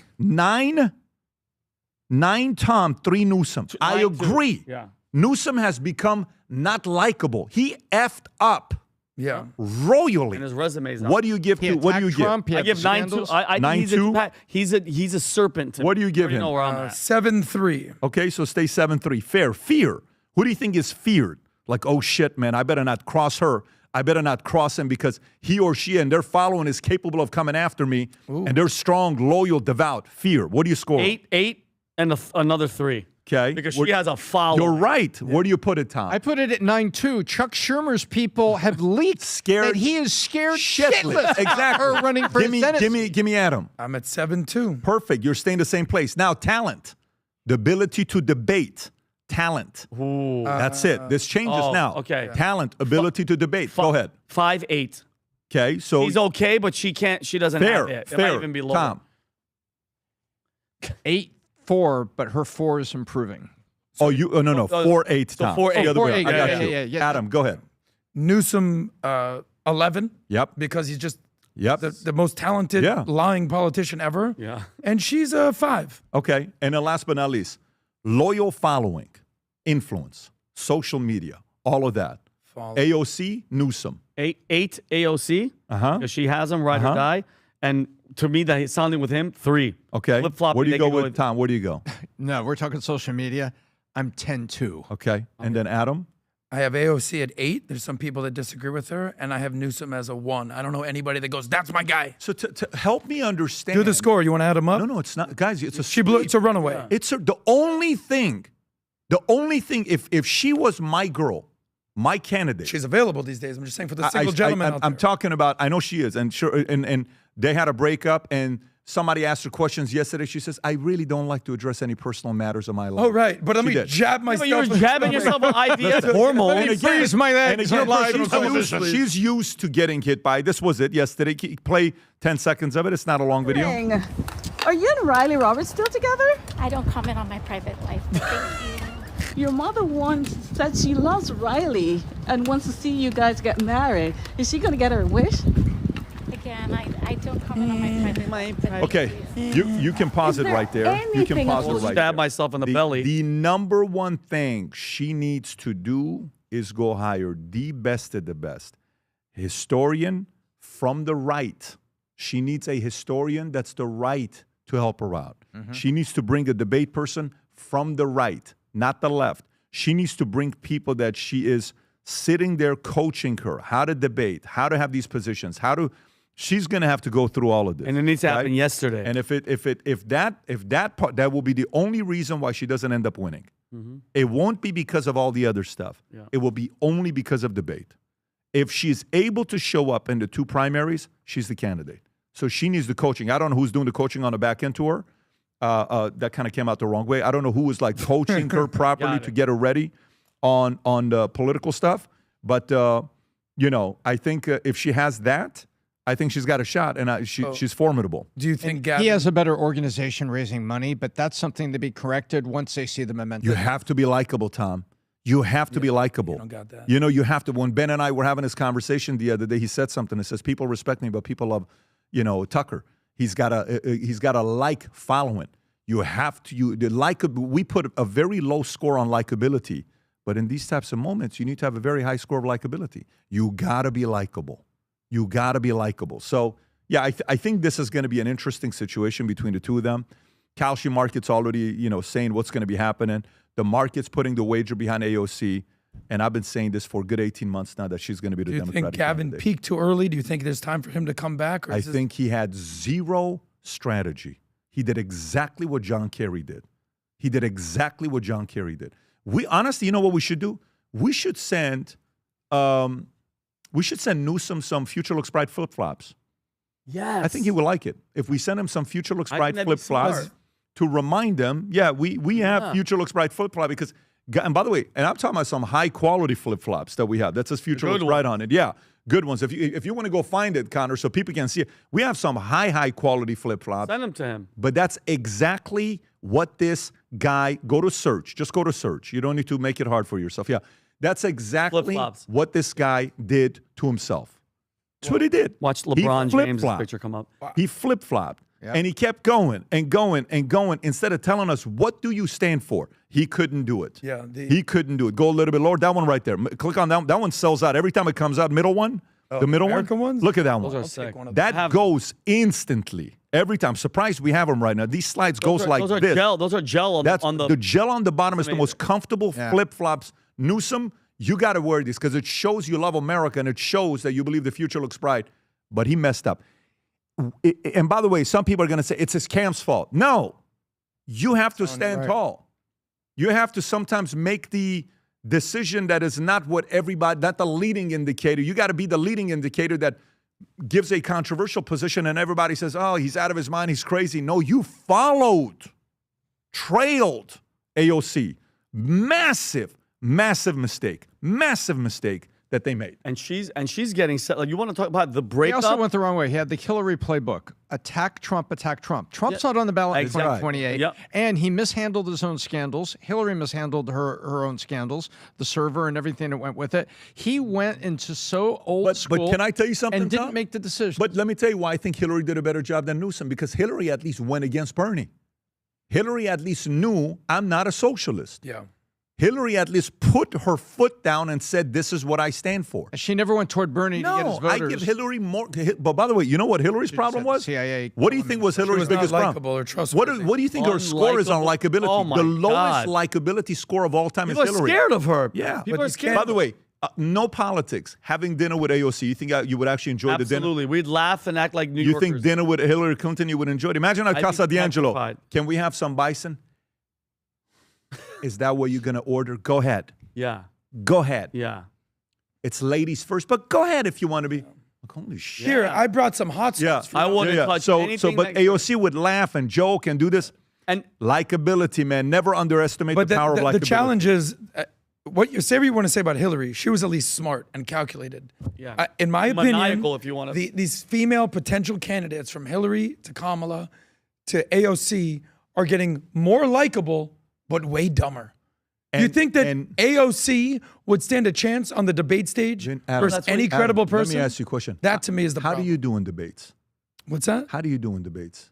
Why I'm asking you. How do you do on debates? Well, how do I do on debates? How do we all do in debates? You think we're all like it depends on what you're solving. But what I'm saying to you is, can that be taught? Of course. Of course it can be Yeah. taught. All right. So, and guess what it takes? You know, people don't realize, like, I can have somebody that I debate with if people think I like sit around and just create content all day. They don't know what I did till 9:30, 10 o'clock last night. The emergency meeting we had, that was a phenomenal meeting we had with our executives for 3.5, 4 hours. It was a great meeting. What I'm trying to tell you is AOC has to prioritize everything towards becoming smarter. She's got to read the Republican positions as well, not the socialist positions. She's got to bring the right people to prep her. She has to, and that can be taught. We put too much value into being smart. You think Trump was the smarter candidate that won? Trump knows people. He knows how to show. He knows how to show up. He won people over. Hillary Clinton's likability score is the worst ever. And by the way, Newsom, maybe the worst trust score ever. Yeah. He ruined it himself. Like, you almost want, like, for me, you know what I wanted? I want him in the ring. Yeah. It's a very weird thing for me because this is a cool sport. Mm-hmm. I like the sport.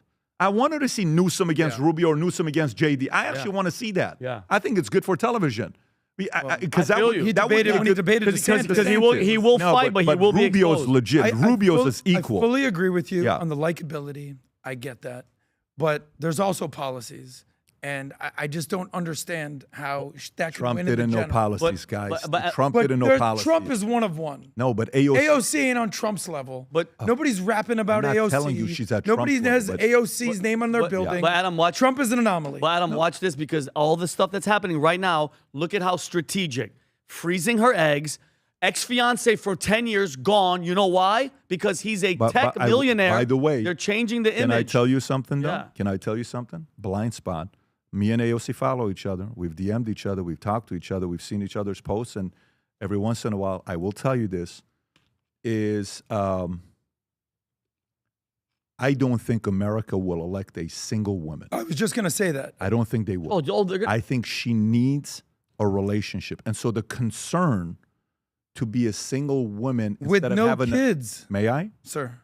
Instead of being a person in a relationship, the worry that, well, America's going to have the first, what do you call it? Not first lady, husband, first lady, gentleman, but the first gentleman, whatever they call it. Whatever. I don't think that's an issue. I literally don't think that's an issue today. I don't think it is.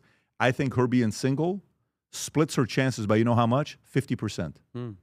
My position changes after the breakup. If she stays single, she can't stay single. She'll be, and I agree, because I think she needs a relationship. I think she's gonna pivot right to somebody else. Oh, just they're gonna put a plant in there. Well, she froze her eggs for a reason. They're gonna bring some guy, Pat, that's probably gonna be more conservative, more palatable to the conservative people and the independents, because she has to guys, she has to soften her language. The image, she has to be more mature than this radical leftist DSA nonsense. That's why I'm telling you right now, they're going to introduce the reasonable, nicer AOC, and then a guy's going to come. This is all. But she needs the guy to be sooner. Like James Fishback, he was with a girl, then we went to a different girl, and then they got married, and then they're having a kid. That timing was a little bit too hurry, okay? Strategically, he is a better campaigner than Byron Donalds. He's a better campaigner than Jay Collins. and a better campaigner than, what do you call it, Paul Renner. Policy-wise, I'm more on Renner. Like Renner's, believe it or not, policy-wise, I like Renner on how he presents his stuff. What's his trustworthy score? Trustworthy score would be lower, but he is a very good presenter, right? But to me, AOC can't delay this relationship thing. And maybe there's somebody already in there where she's making a move. And we'll find Can you out. just DM her and ask her if she likes funny Assyrian guys? Vinny, I'll take Vinny. one for the team. Vinny, Vinny, when what? we, That would they be go the low, we go funniest high. relation. I actually think you guys would get along. AOC needs. It would be a problem. It wouldn't work out. But Obviously. I think on a Kidding me? date, honestly, on a date, you guys will laugh your asses off. AOC, Who you pays? listen Who to this? pays on Okay, that wait. date? I have a Vinny's gonna message for pay. Elon Musk. He's a man. He'll pay. About AOC being a single president, I have a message for Elon Musk. Ask not what your country can do for you. Right.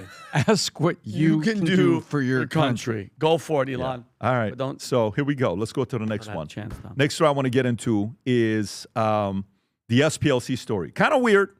Little weird. Maybe a lot of weird. Yeah, a lot. So you know this whole Charlottesville that was all the MAGA's fault or right wing extremists, all this other Both stuff. sides. What if you were to learn that maybe the people behind Charlottesville, it was really this SPLC thing that apparently they're supposed to bring blacks and whites together and unify. DOJ charges former Southern Poverty Law Center CFO with fraud. You know when your CFO gets charged with fraud, you know what the CFO knows with finances? Everything. Everything. Okay? And this story, you know who it's written by?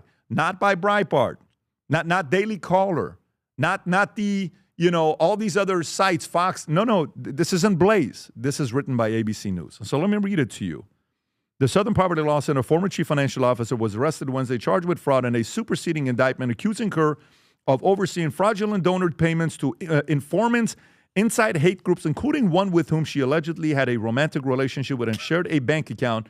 Heidi Pierrick, if you can put her up so we can see her face, was arrested in California Wednesday morning and charged with counts of including conspiracy to commit wire fraud and money laundering.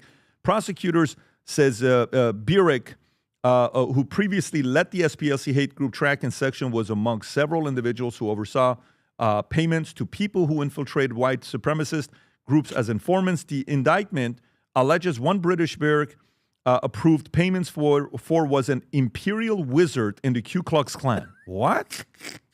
You can't make this What? And that Pierrick had a romantic relationship with another person the SPLC paid over $1 million since 2007. Between 2015 and 2021, approximately $140,000 in SPLC donor money flowed into a bank account she allegedly shared with that person. So let me ask you, I learned this from Anthony. Would you consider her a rocket? Is she like a rock? She's a dime, obviously. She's gorgeous. She's your type, Vinny. She's more like a bomb. Yeah. In April, the SPLC was charged as an organization with bank fraud and money laundering over the informant payments. Pierrick is the first named individual charged. Attorney General Todd Bland said the case shows investigators will keep on working it even after the initial indictment. Vinny, thoughts? Connor just said she's a rocket like the shuttle. He's hilarious. But guys, can you just wrap your head around this? The irony is unbelievable. For years, she's warning America how these Nazi and white supremacist groups were growing under Donald Trump. She was dating an alleged white supremacist Nazi in the freaking KKK or whatever. Well, in her defense, she's going to take whatever she can get. Oh, I can't even get mad at that. But the beggars can't be choosers. I'm an imperial wizard. Fine. Yeah. At least he's high ranked. Does he have a male member? I'm in. But I mean, I just want people to understand this. These organizations, this SPLC, BLM, is it just me or every single thing that the left has done? It's all a lie. From Russia to impeachments to collusion to January 6th to racism. Guys, understand this. We're constantly told that America is the most racist country ever to exist, and they keep having to manufacturing that racism is here to prove it. Like everybody's racist. They have to make racism. Manufacture the fracture. Thank you. So for instance, go back. Remember Juicy Smouye, whatever the hell his name is? Oh, yeah. When he said he was attacked by MAGA supporters, and turned out the attack was two black Nigerian brothers who were in on it, allegedly. Then there was Bubba Wallace. Remember the NASCAR? There was they were told someone left a noose hanging in his garage. FBI determined that the rope has been there had been there from 2019, and it was just for the garage to pull it up or pull it down. How many of these stories, Pat, have to keep on coming? If America is as racist as these people keep telling us, why do they have to keep on making this nonsense up? And think about it, the news cycle is so much, nobody even gives, like, I think there's like 3 people, including us, that are talking about this story. I'm good for her that she's getting arrested. Accountability is happening. But I just want, shout out to America, okay? America, that everybody says that we're this racist nation. We're not. There's millions and millions and millions of dollars behind it to manufacture the stuff, to make everybody think that everybody's hateful in this. No, we're actually a loving, dope country. Yes, there are some racists here, left and right, but the main people around it that are pushing it, are not only paying for it, they're dating the actual Nazis that they're warning us that this country has. So good for you and good for her. Thoughts? I have 2 thoughts here. The first thought is the DNC, Democratic National Committee, should just change its name. They can keep DNC because it means dirty tricks never cease. Nice. So, number 1. And number 2, there is more coming from the Department of Justice for SPLC. The one person you want to get, if you know an organization is really corrupt and you want to take down everyone, you know who you start with? The CFO. You know what they did at Enron? They went after Andy Fastow. And you know who they got? They got Ken Lay and they got Jeff Skilling. And they created a triangle around them and they got them all. And when you hear the dirty tricks that they played on Andy Fastow, not that he was innocent, we've talked to him and I think he was doing stuff that everybody else did, but they claim by the letter of the law here and they really pinched him in a terrible way. The one person you want is the CFO. The CFO knows everything and the questions will go like this. Okay, how much money was sent here? Yeah. Who approved that? Did the president approve that? Yes, the president approved it. I have the email right here where he approved me to send it. Now they got him. This is just the beginning, and I'm glad to see it because SPLC has been not the Southern Poverty Law Center. It has been an arm, almost like USAID organizations that were out there doing bad things. All it was a funded organization that was out there doing dirty tricks. But that's my take. I'm not going to go deep on SPLC, Pat. They got the CFO. You know how this works. You know what happens Other next. people are going to come down. You know what happens next? What happens next? Are you like... Well, she's arrested. She's in a rat on everybody. First of all, so who do you think knows everything? Her. That's it. She's the one. And she knows who approved everything paper she did. trail of everybody who says send that money to XYZ, messaged her. Oh my God. Do you understand? You get her emails, it's over. That's it's done. So then she has to either be a whistleblower and talk about all the other stuff that's going on, or she takes the heat. So the PhD we'll in see. racism. We'll see what happened here. By the way, I want to cover 2 other stories before we wrap up. One of them is the Ukraine story. Did you see the Ukraine story? Did not. The Ukraine story is that the U.S. and Ukraine forces went head-to-head in an exercise. And guess who won? Ukraine's drones won. This is a Wall Street Journal story. And then a story comes out, Ukraine could destroy all of the Russian ballistic missiles if U.S. sells 10% Patriot supply. But before we get into the stories, and I want to get into the Candace Owens and Andrew Wilson podcast and some of the conversations we had on getting into, and last but not least, we'll do the Trump truck. But before we do that, I want you guys to see this. Again, a lot of you who are part of the Future Looks Bright. By the way, the other day, I'm out there. I don't know where I was at a restaurant. I saw multiple people walking by with Future Looks Bright shirts, Valuetainment hats. It was just like a normal. I'm like, hey, oh my God, what's going on? But for those of you guys that wear it, we had a meeting yesterday. There are 2. I mean, it's just, I don't even want to say it to you. It's going to be a whole new stuff that's coming here, and we'll be announcing it, I think, in the next few weeks. I can't wait for it. But for some of you guys that wear the Future Looks Bright shoes proudly, like myself, like Vinny's got on right now, and I've literally worn it except for roughly 19 days in the last 12 months since September 9th, and the shoes are absolutely perfectly together, the most comfortable thing I wear. I want you to watch this clip. Go for it. When we set out to create a shoe that blends comfort, function, and luxury, we had the choice to make it fast. We had the choice to make it cheap. We chose neither. Instead, we chose Tuscany, Italy. We chose true Italian craftsmanship, each pair touched by 50 skilled hands. We chose patience, spending 2 years perfecting every detail, and we chose the finest quality at every step. Introducing the Future Looks Bright collection.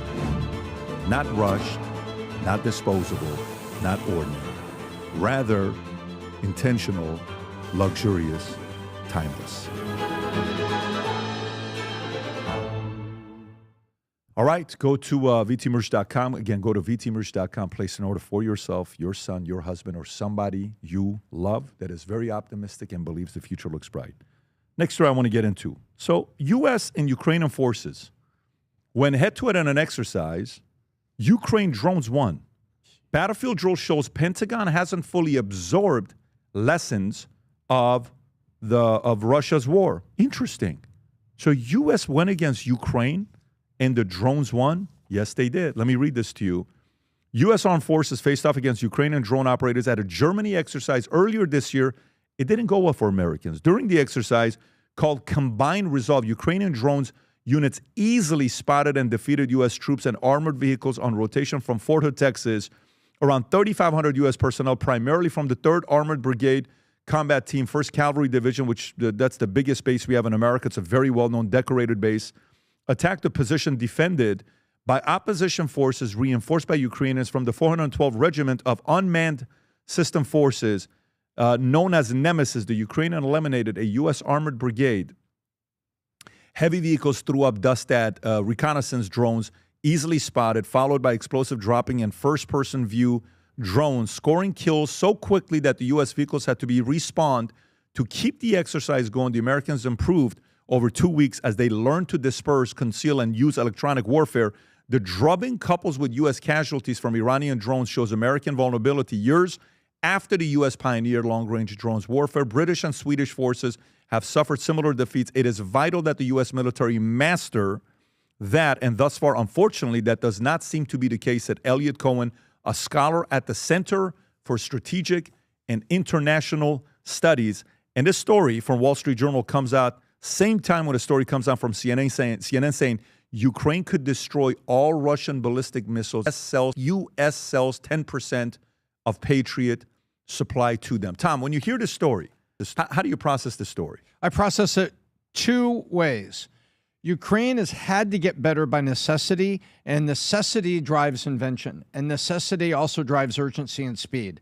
And Ukraine's had all 3. They've had the necessity to defend themselves. They've had the urgency because of various Russian thrusts that have happened, in phases during the war. And they've needed the speed so they could get back and be the one on the offense. Whenever you have that, you always iterate faster.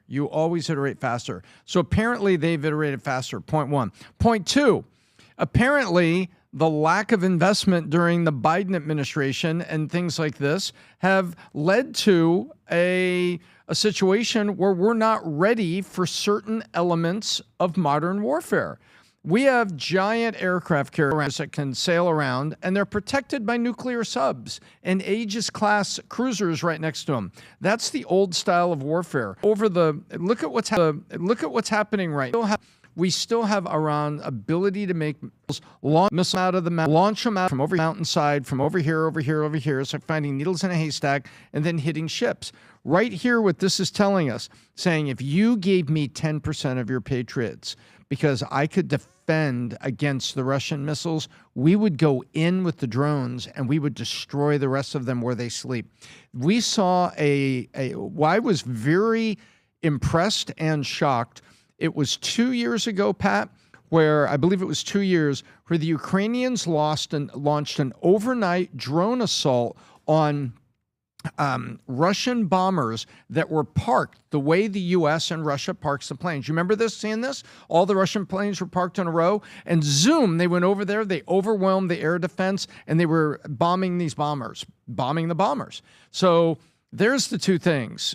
Ukraine did it out of necessity, Pat, and the U.S. is not ready for this level of modern warfare. We have got everything we need for the old level of warfare. Let's fly B-52s at high altitude and drop unbelievable amounts of bombs on the mountains and come back and say, we've destroyed Iran's nuclear capabilities. That's old style. This new style, this is the same thing we learned in Vietnam. You know what we learned in Vietnam, Pat? It says that we learned about guerrilla warfare. We learned about tunnels. We learned about caves. We learned about trap doors. We learned about so much in Vietnam when we pulled back that said this is different. We also learned a big lesson in Mogadishu. We learned about urban warfare in Mogadishu. Yep. And what we're finding at is that the modern war is going to be electronic war fought by autonomous little nuisances, and we're not ready for it. And by the way, you know, in this interview with Zelensky, he's asking, I don't know if you saw this or not. Zelensky said, this year I'm asking American partners to sell me 5% of missiles, what they have in their stocks.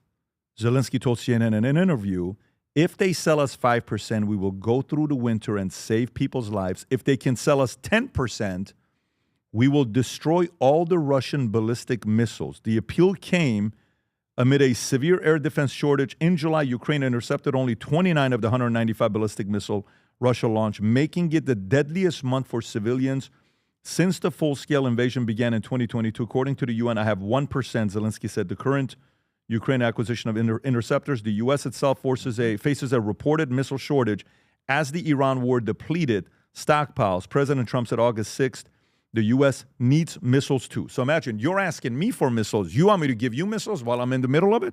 What do you, you understand what I'm saying? Like, you want us to share it with you for what? We're in the middle of something ourselves as well. So it's not like America has the ability. By the way, we do have some useful clues. Zelensky said in May that U.S. production was only around 60 to 65 Patriot missiles per month. So we're only doing 60 to 65 Patriot missiles per month, and argued that production needed to increase substantially.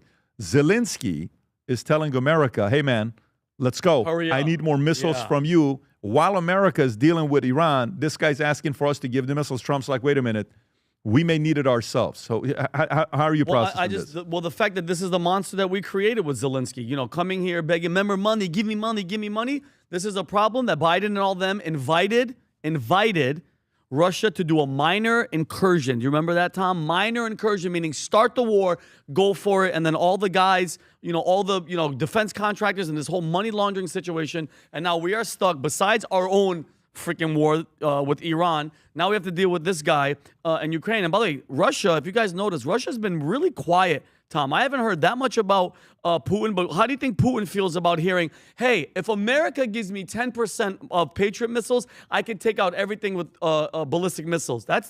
By the way, if I'm Russia, I'm like, yeah, go ahead and I dare you. Because then that's going to ruin whatever relationship that we have with America. Putin's short of troops. Yep. And we are short of air defense. Yep. And Ukraine is short of air defense. Yeah, Pat, I would take that. So everybody is looking at this and not liking where they are right now. No, and Tom, to me, if you know, our relationship is cool with you, and then I'm going to find out if you give somebody a bunch of Patriot missiles that are going to take out all my ballistic capability, bro, that's to me, that's an act of like, okay, like now you're in on this even more because by the way, and again, I don't want nothing Ukraine and Russia. I don't want that to be any of our business. Okay. But Biden made it our business. And by the way, these videos are scary as hell. I've seen these drone warfare because, you know, on X, if you click on one of them, guys, it's just constantly happening. Are these Ukrainian soldiers and then Russian soldiers trying to run away from these freaking drones, and there is nowhere to hide. This thing is following you. I don't care where you hide. Can't go. It's coming. Yep. So I would hope, because two things. That's what it looks like. Play that clip. Boom, it's coming to you. You're looking at it. Oh, drone's coming. Boom. Yeah, done. they're all gone. They're all. If you don't have shrapnel all over your body. Go back 10 seconds. Go back to watch this. They think the they Russian got soldiers away. began to hug each other, thinking they had emerged from the battle and then all of a sudden they hear the sound of the drone. Oh, he's gonna try to shoot? No, you can't. By the way, Can't shoot a drone. And I'm pretty sure the aftermath. Oh, the guy. At least the guy. They're done. They're done because it's like a 5 to 10 By meter the way, radius. Russian attacks killed 10 in Ukraine, as Zelensky says. Moscow is getting more North Korean missiles. This is just 2 days ago. So this is still going on. And so for them, you know, 1 week they're having a successful week. Next week, Russia's coming and saying, don't worry, we'll get it. Remember, Russia and Iran are together.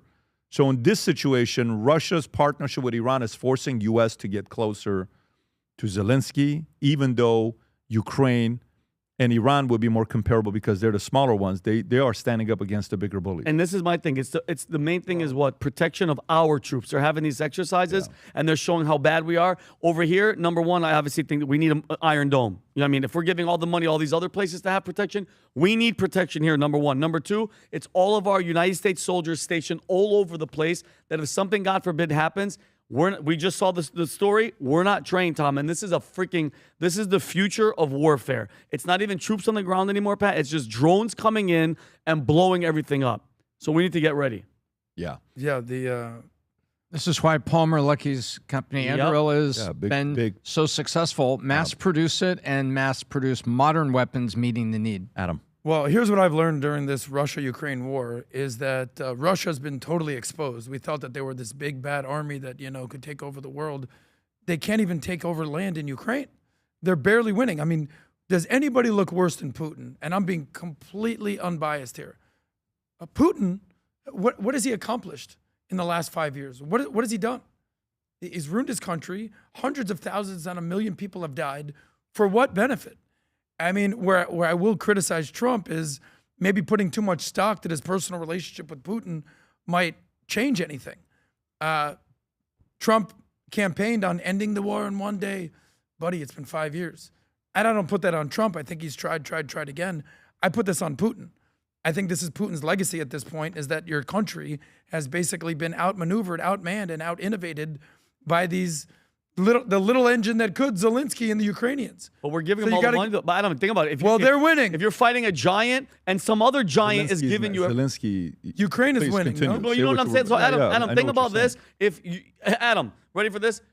There's a giant that you're fighting. And it's me. I'm a little guy David fighting versus a giant, Goliath. but somebody keeps giving me everything that I need to keep shooting and fighting. It's like, what do you mean the other team's gonna be losing? Putin can't go in and just nuke Ukraine. He can't go in there and just destroy them. He has the capability. Adam, you don't think Putin could just go in there and wipe out Ukraine in 2 seconds? Well, he could. I mean, then but then what happens? About nuclear holocaust. Well, what I'm saying is Ukraine has no chance. The only reason they do it because they know that we're back. Do you remember when they talked about, this is 3-4 years ago, that they got to give Putin an off-ramp. You got to give Putin an off-ramp. You need to save face for model Russia. I don't know, has anything been done to give this guy an off-ramp? They met over Alaska over a year ago. Remember that? Trump and Putin. Has anything been accomplished by that? One of the saddest things is that everybody, when the Gaza-Israel thing happened, everybody pivoted to Gaza. And everyone forgot that the most disastrous war that we've seen in Europe, potentially in the world, since World War II, is happening in Ukraine and Russia right now, and nothing's happening. So the glimmer of hope that I have for America, they say you can win, you don't win or lose, you win or learn. America got beat on the battlefield by Ukrainian forces, and then they said America actually improved over the next 2 weeks, that they learned to basically conceal and use electronic warfare. Thank goodness that we have an ally like Ukraine that's giving it to Russia right now that we can learn from, and that we're not fighting these people, and we can use it to our advantage. Because at the end of the day, I'm with you. We care about America. We want to protect America. But it's in America's interest to make sure that Russia does not win. Yeah. And oil is $82, but the market's at an all-time high. So the K-shaped economy in the background continues. Yeah, weird. Okay. All right. Do we want to go to the story of the president sneaking off of a, Trump reportedly used a catering truck to sneak off Air Force One amid Iranian threats? Like, you read this story, like, is this real? Yeah. Is this it? Play the clip. So that's him getting off, and he gets into another truck. It's behind it. Just to throw people off in Turkey while they're thinking he's on Air Force One. So that means the people that are on Air Force One, if Iran was going to do anything, so imagine you're on that flight. Hey guys, take one for the team. Well, no, imagine finding out that you're on there eating lobster and where is hanging the president? Out. The president, by the way, I don't know. Imagine you're on the plane, where's the president? No, he took a different. And why? automatically why? What happened? You look at the flight attendant. Flight attendants are nervous. Oh my God. He typically would be here. I don't know what to tell you, Mr. O'Shana. I don't know what to tell you. I can picture Trump in the trunk with all the catering out. Thickety snack right here. Pass me a Diet Coke, give me a hamburger. But can we can you check? Because from what I heard, he faked the funk, didn't get on this one. With a nasty They dunk. thought he went on to the second one and then got off and went to a third plane. He didn't get on. Can you make sure? How many planes does he have? I think Like Trump certified, he switched planes in Turkey. Was one of these? He the, went to well, one, there's a Qatar game, and then he was on a he went on a jet. He went on a smaller jet with Pete Hegseth and somebody else. And I'm just saying right now, you know what would have been funny? Connor made a great point. If God forbid this person that had like a shoulder rocket fired, whatever, I don't know, whatever the reporting of whoever even said it. If they shot down the first Air Force One, you know how many Americans would have been like the leftists that cheered. We got him. Yeah, red, man, orange. And then and he's just like, I'm back. And he shows up. People would have been so freaking furious. I'll be back. Yeah, that he didn't die. But this is the clip. Can you play this? President, can you tell us about your ride on the airport catering truck in Turkey? Why did you need to do that? Well, it's only up to Secret Service. I just follow what they'd like to do. So I go by Secret Service and the military. They wanted me to go on a different flight, a different plane, equal safety, but they wanted me to do it, so I do it. I do what they say. Why did they want you to do that? I love him. I guess there was a threat out there. I didn't really ask too much about it. I get a lot of threats. Why was it too dangerous for you to fly on Air Force One, but Well, not I don't too know. dangerous I for the think press? actually the plane that I flew on was at greater risk. Why I think do you it was say at that? greater risk because that would be the plane I think that they would be more likely to go for. Didn't Clinton in 2000 get on he came on a different flight, they lied, from Pakistan. He flew into Pakistan on a different plane that everybody thought he was on. You know what I would have said to her? Oh, who are you with? CNN, MS Now, or whatever? All the crap you guys talk about me for the past God knows how many years, good for you. I'm out. And I would have just walked away. Get out of here. He does that for a living. He does that. Yeah, Hillary and I were in Pakistan. I just flipped off those bastards from the stairs, Air Force One. She gets in, I went the other way. I was thinking, maybe my lucky day. I process this a couple different ways. Number one, do I think that Iran wants to kill Trump? I mean, I do. Obviously. Do we have the picture that I just sent you, Connor? 8 days They're a week. promoting it. They're saying it everywhere. They're saying death to America. They're saying that they want to kill Trump. Here's a banner that they put up in the Islamic Republic right now. How much more obvious should they make it? We will kill Trump. Okay? That's what they're doing in Iran right now.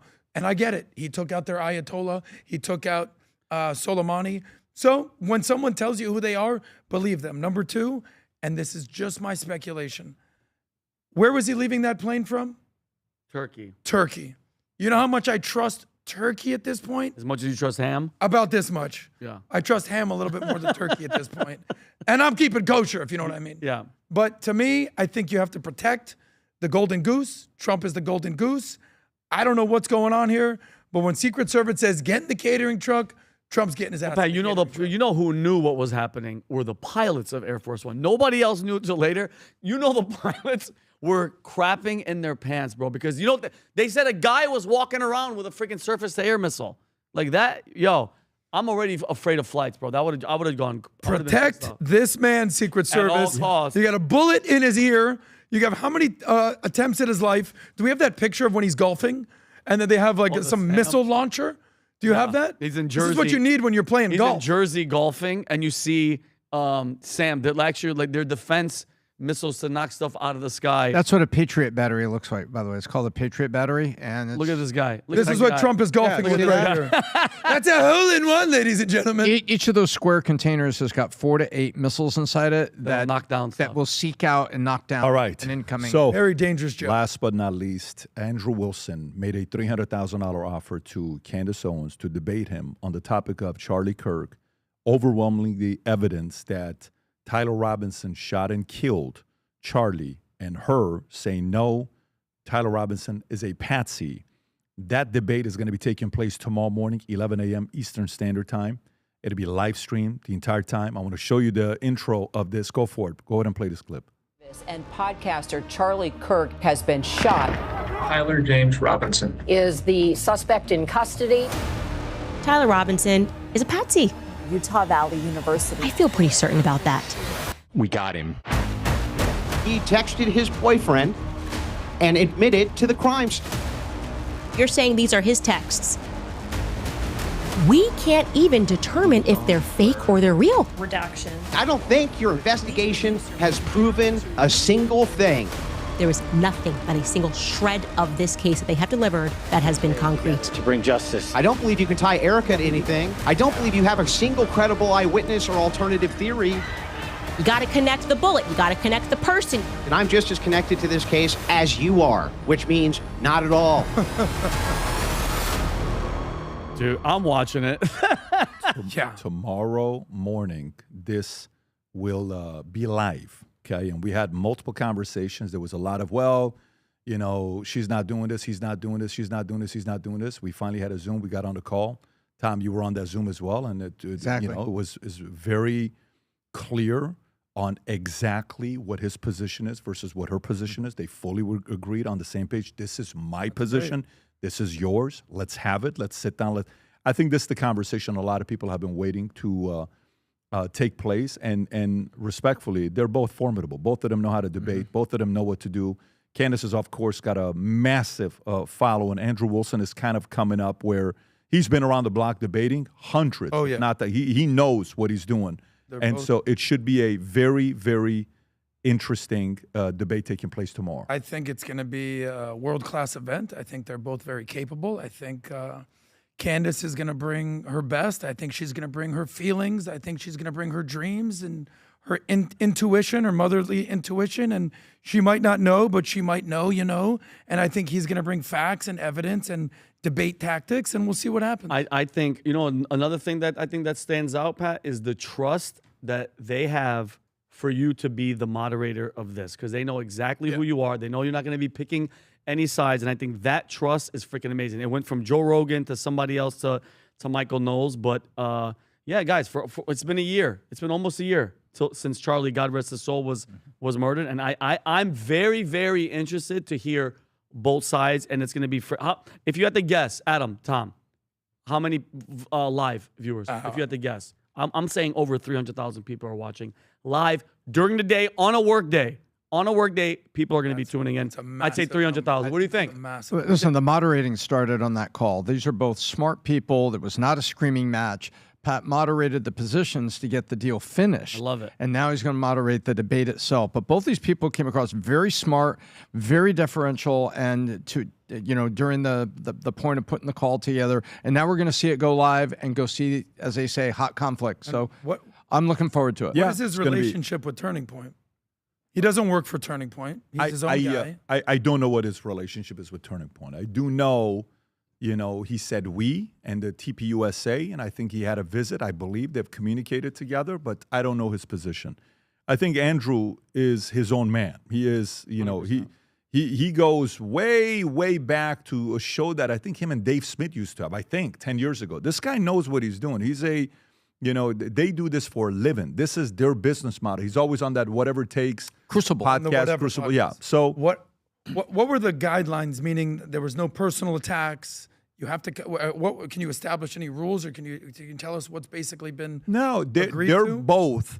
They're both leaning on me to keep it about the issue for them to go back and forth with. It's a very much of a being fair and the right proper time and all this other stuff. And so the agreement came to this, by the time we're done with the first position, let's just say it goes 90 minutes to 2 hours. By the time we go through the first position, this may be 3.5 hours to 5 hours. I hope so. Just so you know that. This may be 3.5 to 5 hours. So it's going to be a sit down for a while, and we have to talk about bathroom breaks and how to do it, timing, all this stuff. It's going to be it's going to be what the audience wants to see. Are you going to have live fact checks? Because a lot of it will be feelings. To be fair for both sides, and by the way, credit goes to Candace. Candace is like, bring your team of 3 to do your own set of fact checking. So while we're there, I love that. Candace has her own team.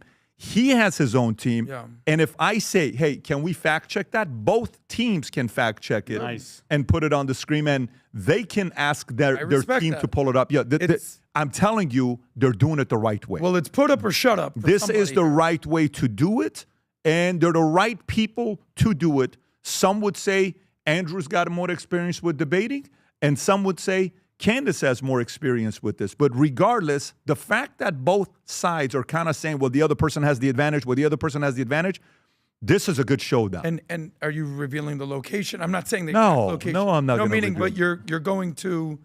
No, you'll just see that's going to be alive. Don't worry about the location. Just keep in mind, put it in your calendar. It's going to be great. And the reason why I'm doing it is, for me, it's just so you know, I'm not getting paid. This is not like, hey, hey, can you pay me for this? They're not even paying me for my flight. Just so everybody knows this. And I'm doing this because Candace is pregnant. And in many cases, pregnant again. She is pregnant, and so we're doing this because we're going there. And Candace has come here many times. This is one way of us going there and hosting this conversation, and we're looking forward to it. We're looking forward to it. Put it in your calendar. It's going to be wild. It's going to be intense. It's going to be massive, and it's going to be what many, many, many people have been waiting for. There's a massive audience rooting for Candace, and there's a massive audience rooting for Andrew, and I think it's the right show. So tomorrow morning, 11 a.m. Eastern Standard Time, put it in your calendar.